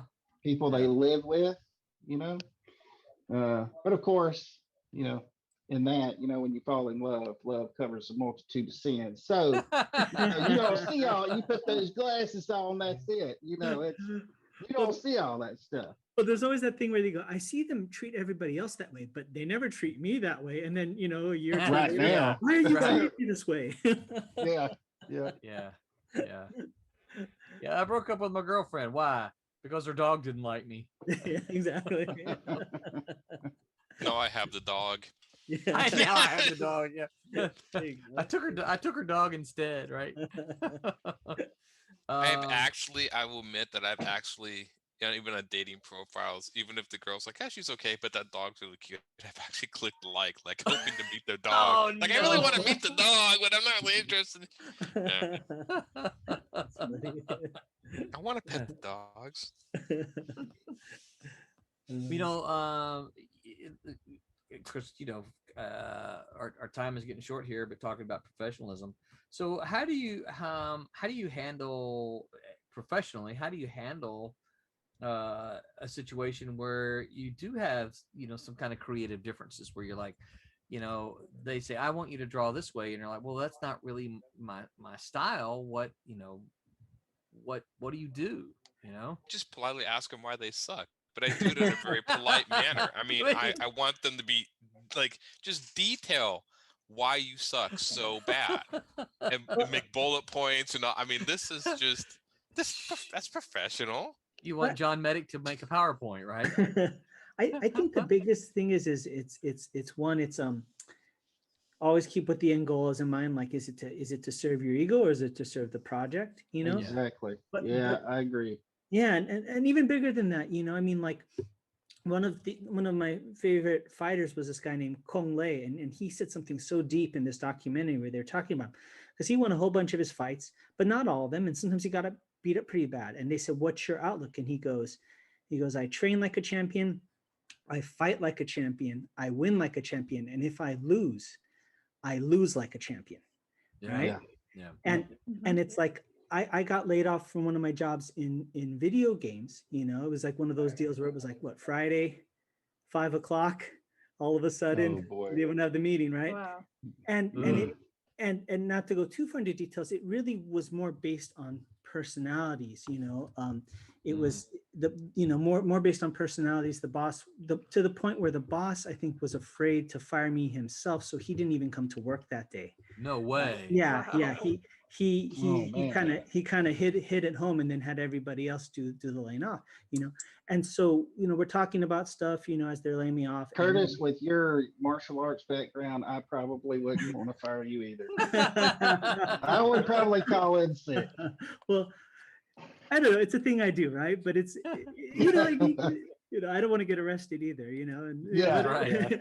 But I mean, you know, it was one of those kind of things. And even though they laid me off, and I didn't agree with them, they came to a point where we were talking, and I didn't believe it was a fair layoff. But I just said, hey, if it's not up for discussion, it's not up for discussion. And And I Yeah, made sure when I left to walk across the hallway to the other partner who was at the company who knew I was getting laid off and shake his hand and said, thank you for the opportunity to work here, yeah, and leave like that, because at least I can leave with my hell high. So it's like anything, right? You can't control necessarily the result, but you can control how you handle it. And Right. and if you that's can leave with your exactly hell right. high, I mean, that's everything, right? So Yeah. And you never know where these people will be and where you will be in the future. You know, Yeah. you don't want to burn any bridges or, you know, say things that you can't really take back. I've never understood that. I have left places before where they would have done exactly as I did, given my situation, yet they took it upon themselves to be terrible, you know, just really. And it's like, and I knew that it was going to happen at, you know, the particular place I'm thinking of, because nobody that ever left that place was able to leave on good terms, because they made such a, Oh yeah. you know, a huge problem with the whole thing. And, you know, you do the best you can, but as far as, you know, leaving, I am the exact same way. You know, you just have to hold your head up high, and you never know where people are going to be, you know, in the future. You never don't know, you know, they may even call you back. You may not want to go Well, back after yeah. something. I think you always have to You be know, true to yourself, you know. yeah, And you know, what does they say about character? You know, character is what you do when no one's looking. yeah. yeah, And I think that you know, that same kind of thing, you know, being professional in a terrible situation is not easy to do, but yeah, that can also follow you. And I think that, you know, because, you know, we're comics, so that's what we're talking about. I know Curtis has you know, animation experience, but the thing that I think the thing that's hard sometimes for folks to realize is the comic book industry is a small industry. It's not big, right? You know, and I'm not going to say everybody knows everybody, but almost. You know, so many people know so many people. Just, you know, with oh yeah, the yeah, 6 of us here tonight, we could probably, you know, run through a list of creators, and there's probably not too many of them that we could name that we don't collectively know in some form or fashion. And certainly if Barb were here, you know, that list would be even harder to do, you know. So, but you know, it's such a small industry, and you know, people talk. I know somebody said something to me about a certain creator recently, and I said, we'll have lunch. It's like, I'm not going to write this to you. I'm not going to type this to you, right? I'm not going to mention names in it, but I'll talk, you know. And that's the way you'll find, I think, people in the industry is that, you know, when you have you know, I don't mind mentioning Andrew Rev's name, but because he still, you know, he still owes a lot of people that I know money. He's the guy who owns the Elementals now, Bill Willingham's Elementals. And he's also the guy who owns a piece of Rob Liefeld's properties. I don't know which ones now, but Young blood. He is. Okay. yeah, and he would be a guy I would, you know, I would quickly tell you avoid him. Just, you know, avoid doing work with him. If you decide to do work with Andrew Rev, just know that you're taking your own chance. That, you know, that you might not be paid. But that's the thing, is that creators have a tendency to be that way. I think comic creators have a tendency to be that way, and in our conversations we're like, hey, you know, you probably want to avoid this person, you know. Yeah, and I think it's also, you know, there's the pragmatic side that you don't want to burn bridges, but it's also Right. You don't want to demean yourself for yourself Right. in a situation that you don't need to. Like if I in that situation had I blown up and all that, one, anybody that was on the fence that was like, I wonder if he shouldn't or should have been fired, or, you know, whatever, oh yeah, it would all yeah, sway to one side. Right. Mhm. Yeah. But also for myself, I always say, you know, and I try, it's not easy, but it's like when you're trying to make a life decision, it's like, okay, if you were writing a book, which is your life, right, is right or wrong, what's going to happen next? what would you want to have happen in the story? How do you want the character to act? And you get to write that yourself. So do I want the character to lose their temper and be classless and angry and, vindictive? That's not the story that I want to write. Right. So I don't know what's going to happen to the character after that, but I make sure the character stays on that path, and I can walk away with my adult eye that way, most of the time. Yeah. So I mean, I think it's a lot about maturity. yeah. Right. That's what we're really talking about. Professionalism and maturity is being. I have none of that. I don't have it in a lot of ways. I don't. Ask but- Roland every time I get on the air. It's like, "Now, Aaron, behave yourself." Maturity. Final comments here. Benny says scripts. I have just paragraphs. So often in scripts, I have just paragraphs of here's what happens on these pages without the dialogue. The dialogue is just rough dialogue as well, very much Marvel style. And then he said final dialogue never matches the preliminary ones that I write. Yeah, which is very, very Marvel style, which of course I'm a big fan of. But something that we had talked about earlier, though, talking about changing the style and everything. Mm-hmm. I think, I know just me personally, and you really need to be malleable. Yeah. To some extent, you have to be flexible to some extent. There's no, the job that I work at,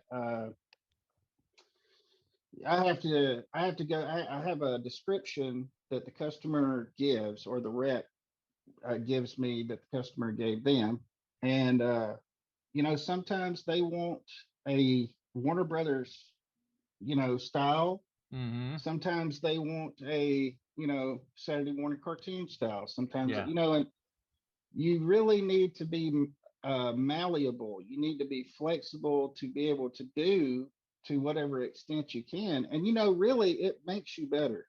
Yeah. It makes you better if you because there's stuff that I've had to draw because I do this job that I would never have drawn, and styles that I've drawn in. And we also do mascot lines. So they can't all look the same. They have to, I've done so many different kinds of tiger mascots for schools that it's crazy. There's so many different styles. And I've had to look to different artists in comics. I've had to look, styles in other areas to try to do that. You have to be malleable. You have to be available and willing, flexible to change, So that's a big part of it. Yeah, I agree. Definitely. Any other final words of on Professionalism Take Two? I'll try to get us a thanks to Ryan at the top of the show for giving several topics that we can put on our list. And that goes out to all of you. If you've got some ideas of things that you'd like to hear, what would you like to hear us talk about? I'm not promising you that we will, but what would you like to hear us jaw on about a little bit? We do these because number one, we're comic geeks and we like to talk about this kind of stuff, but hopefully we can bring information and help you as well along your path as a creator. All right, so final thoughts from any of you? I got 10:58 on my official clock here. I got one thought. Okay. That when you get stumped, and don't be afraid to ask your the people that you work with, their perspective can be so invaluable. Yeah. Yeah, you're right. And I'll tell you guys, this is one of the things that that I have really enjoyed about what Silverline has kind of become. If you had said this to me, 2 years ago when all the stuff started happening, I don't know that I would have exactly seen it the way it is. But I really do like what the atmosphere that has kind of grown out of it. For those of you who may have heard us talking about, we've got an in-house chat on Facebook that it gets wild and crazy sometimes, but it's such a positive, uplifting, encouraging. I enjoy the heck out of it. I told BJ, I said, it's not really what I envisioned when I started the group. It's more of an informational thing, but I like what it's become, and it's I do love the very much the team encouragement idea behind it all. I just I sometimes I just love to sit back and watch it. Oh, so that's what you've been doing the last few days. No, the last week, the last week I have been It's so out of funny, pocket. He's been Yeah, laughing it's at so us. funny in chat. People were like, "Has anybody seen Roland?" No, not in a couple days. I don't know where he's at. It's like, oh no. Are we So going to see this on a crime show? You or guys something didn't see now? the ransom money I posted after that? So I can say this because I'm pretty sure no one I work with will listen to this, but I went to Arkansas and Tennessee this past week. My parents both turned 80, and so we went to celebrate their 80th birthday. But as a happy coincidence, my daughter, who had just moved from California, had all of her stuff in my dad's shed. And so while we were there, my daughter has a new job that she starts tomorrow in Nashville. So while we were in Arkansas, we loaded up a U-Haul and moved her to Nashville. Needless to say, I didn't have internet. My parents live, for Jeff Whiting, I think is the only, I think Dean might have seen, but Jeff Whiting has been to my parents' house, so he can attest that they live. I tell people all the time, I come from a long line of farmers. They live in the middle of nowhere. That's just farming community, right? And their internet is just not good at all. And so yeah, I was just out of pocket for the last week, and That be has honest to be with the longest excuse I've ever heard. I'm just kidding. I'm just kidding. yeah. So anyway, we got back last night. And I'm excited for my daughter starting a new job in Nashville. She got a new job, a new car, a new boyfriend, a new apartment. So yeah. What the So heck did she do? yeah. A lot of news. A lot of news, yeah. Good gosh. The reason Roland told us that story in such detail is that we remember in detail when we tell the police. So Yeah. we all do the alibi. It's like, Yeah. remember what you've all heard. This is. Now it's recorded, so his alibi is That's firm. right. If it's Yeah. recorded, it's true. Yeah, there you go. Dante, what's up? Dante pokes his head up and says, "Hello, everyone." What's up, Hello, hello. Dante? What's Just up? in time for us to sign off and say goodbye. So as we sign off here, shout out to Daytona Beach Comic Con. Remember that this is coming up this September. John and Aaron both will be guests there, as well as others soon to be announced. I'm sure I will be there. Brent, we're local. Brent will be there. Jeff Whiting will be there. Tommy will be there. I'm trying to think who else is local here. Haley is going to be there. Those are all the local ones. And who Hopefully knows? somebody else from my side of the tracks will go too. We'll both drive down together. Okay. So yeah, we're still seeing. So make your plans to go to Daytona Beach Comic Con. It is the Comic Con in this area for sure. I know I told someone before that a couple years back I went to MegaCon, and then that same year I turned around and went to Daytona Beach Comic Con, and there were more. And Daytona Beach is about 1/4 the size of MegaCon, but there were more comic books at Daytona Beach than there were at all of MegaCon. Yeah.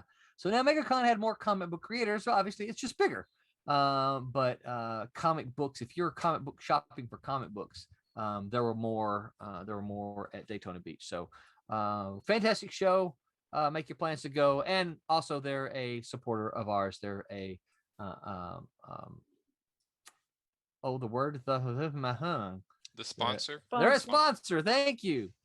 All right, so let's go and tell everybody where they can, where you can be found. Curtis, where can people find you on the interwebs? Sure, sure. You can find me online on Facebook. You can find me either through my martial arts school, Tiger Crane Kung Fu, or my comic book, Shadow Ghost Comic. You can also find either of those on Instagram, Tiger Crane 805 or Shadow Ghost, and on YouTube, Tiger Crane 805. That's where you can find me. So. And don't remember that if you tune back in here for the stream every week, you'll be able to watch a little bit of Curtis working on Shadow Ghost, so you'll be able to see it in production. Dante says he'll be there as well. Yes, Dante will be at Daytona as well. Roberta, how about those? Yes, Those it's going are to some of be. the pages. Oh wow, that's cool. Look Oh. at that. Let's see if I can give you a Wow. better view. Yeah. Yeah, keep them coming. Oh, look at that Champ. Look at that page 5 of Champ Fury. Oh, Oh, that's gorgeous. Look at that one. Yeah. That's Those flames are awesome. yeah. I have another one. That's so Man, nice. Sure I so do. good. I love. You should do videos, Roberta. I Mhm. love watching you color on these streams. I love Thank it. you. All right, so that's clear. All right. Thank you very much. I'm I wanna glad you're see liking it. Page 5. Show I me know page I 5. would show you page 5. Hold on. It's just hard to, my computer doesn't want to do both things. Oh, that's an old one. Oh, that's before I colored it. Where is it? I gotta find the current one so that I can show it to you. 'cause Wait, so how do you keep them You will separate? freak out. How do you I know? put it on my local desktop. I take it, I keep it on Dropbox Uh-huh. in its own folder. Okay. So I move it local to my desktop so that it can maybe work fast enough. Oh, I got you. Okay. Yeah. So Yeah. you don't, so when you're working on it, it's on your desktop. Right. I took disappeared. it off. Yeah, that's Okay. because I got to look for that page so that I can show it to you. I might have to go to Dropbox for it. So that might be the case. I've begun using OneDrive a lot. Mm. But, I use Dropbox. As I well, wish but- I would, but it does not like strange names. Mm. Oh yeah. And it will complain about naming conventions all the Yeah. time and won't update because it didn't like something. So That's Dropbox funny. Dropbox does not do that. No. That's the only difference. No. Yeah, Yeah. and I get Mike Belcher, who's supposed to be here with us on Sundays. And if you're listening, Mike, yes, I'm talking about you. Show up, dude. Mike uses what's the Google Drive, right? Right. And so he says to me all these shit. Well, I don't use Google Drive, so I have the bare minimum.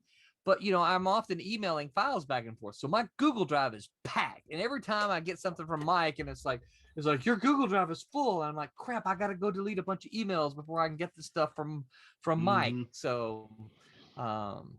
Well, it's good to have stuff backed up several different Yeah. places. I know I've lost stuff. So I have a backup on 2 different computers and I have it in OneDrive. Well, I'm a big fan of Dropbox. So it's Yeah. it's So all far, it's it's all been there on Dropbox solid. for me. It's been pretty While solid, Roberta's looking Dropbox. for that, we'll go ahead. Yeah, I'm and, still looking. Sorry. No, that's okay. We'll save you for last. Aaron, tell folks where they can find you on the interwebs. You can find me on Facebook at Aaron Humphreys or Humphreys Illustration. I have like a business side. I kind of post the same thing to both, but I don't know. I keep both. So then you're saying that if we follow both, we can hide one of them?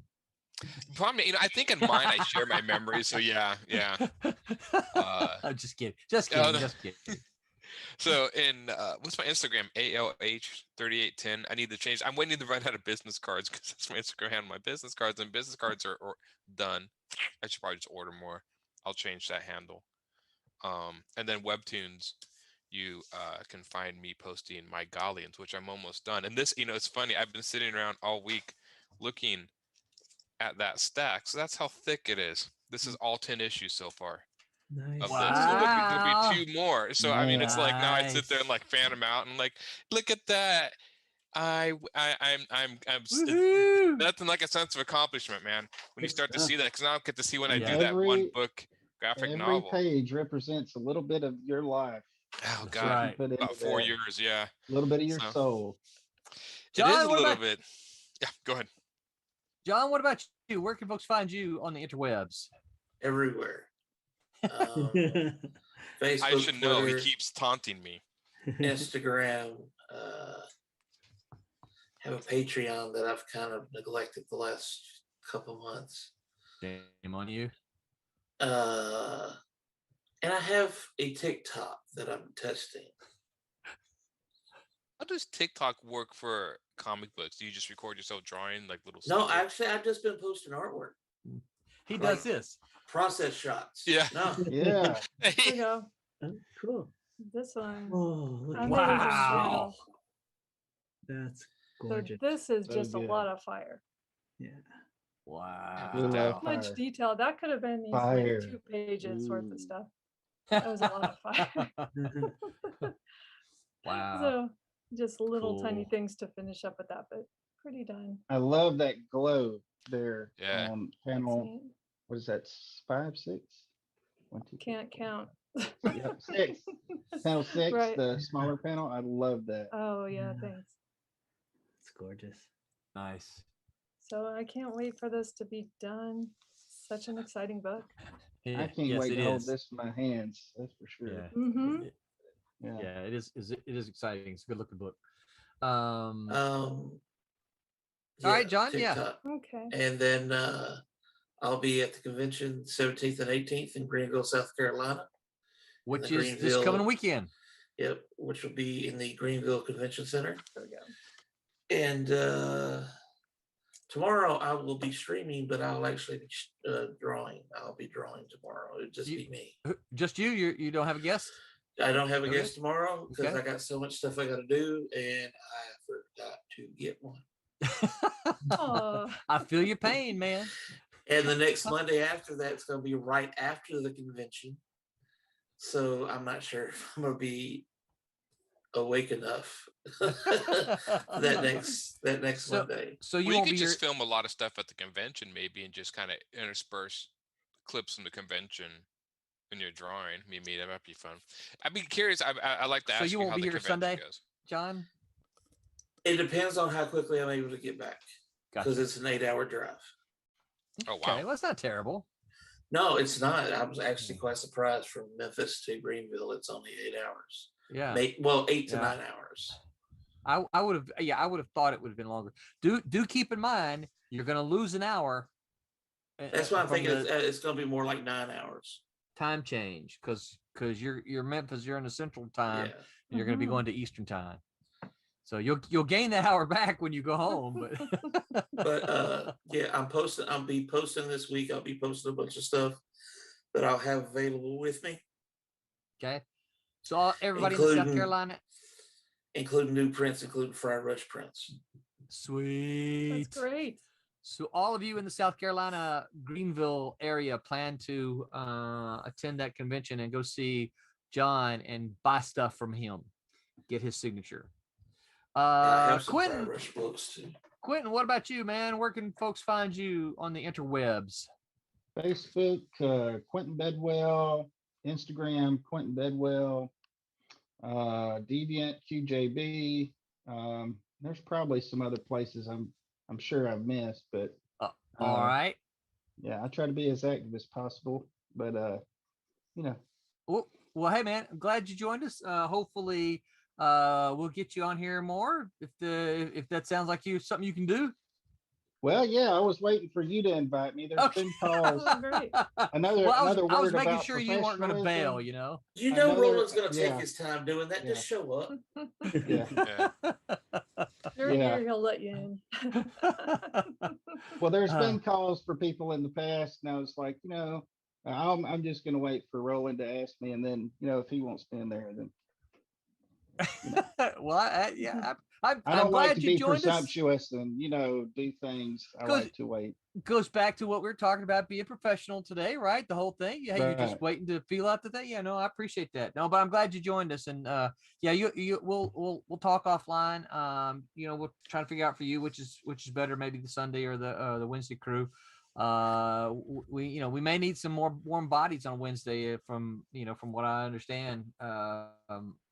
Of course, I didn't get to listen to last Wednesday because obviously I was in a place that the internet didn't go. So Yeah, I watched it. It was pretty fun because Yeah. it was pretty much like being in on a phone call because it was Oh. two people, Yeah. and it was That's cool. hilarious. So was That's Tim like was the- Tim TK one of them? Yeah, he was I think Yeah. hosting it. Yeah, And Yeah. Haley, yeah. yeah, And I cool. would have actually maybe got in just because there were only 2 people, Yeah, but I was not at home at the time. So yeah. All right, Roberta, where can folks All find right. you on the interwebs? Oh, well, I guess you look on Facebook and Instagram under Roby Conroy, and you will find me. All right. That's Yeah. I've been and calling soon to her have a Roby. spectacular YouTube channel, Roberta Conroy Colors. it. Ooh, Right, Roberta? love that idea. Think Yeah. so. Yeah, do it. That's good. You Yeah. should do that. Should do it. I would Or watch it. or just Colors get by just oh no Roby. hold on. Or just get a regular time slot and you do the Colors by Roby on the Silverline channel. I like that. Ooh, Pretty good. Mhm. yeah, I Jam. like that too. Yeah. All right. Silverline Comics presents. That's Roberta right. Conroy. Yeah. That's right. We'll have to Nice, yeah, thanks. I'm all about that. All right, I would so love I'll get a spot that says how to screw up a white page. hey, that's actually a good Mhm. a good title for a art channel, dude. Yeah, you need to go on to GoDaddy real quick. .com. Yeah. All right, everyone. Well, thank you for hanging out with us tonight. This has been Silver Sunday for April 11. Don't forget, John will be streaming tomorrow night, and Wednesday night, the Whammers will be back. I'm not sure what the topic is yet. I'll probably figure that out tomorrow sometime, and then we'll talk whatever they talk about Wednesday. We'll talk about it as well. But until then, remember to Make make Make mine mine Silverline. Silverline. All right. Good night, everyone. Bye.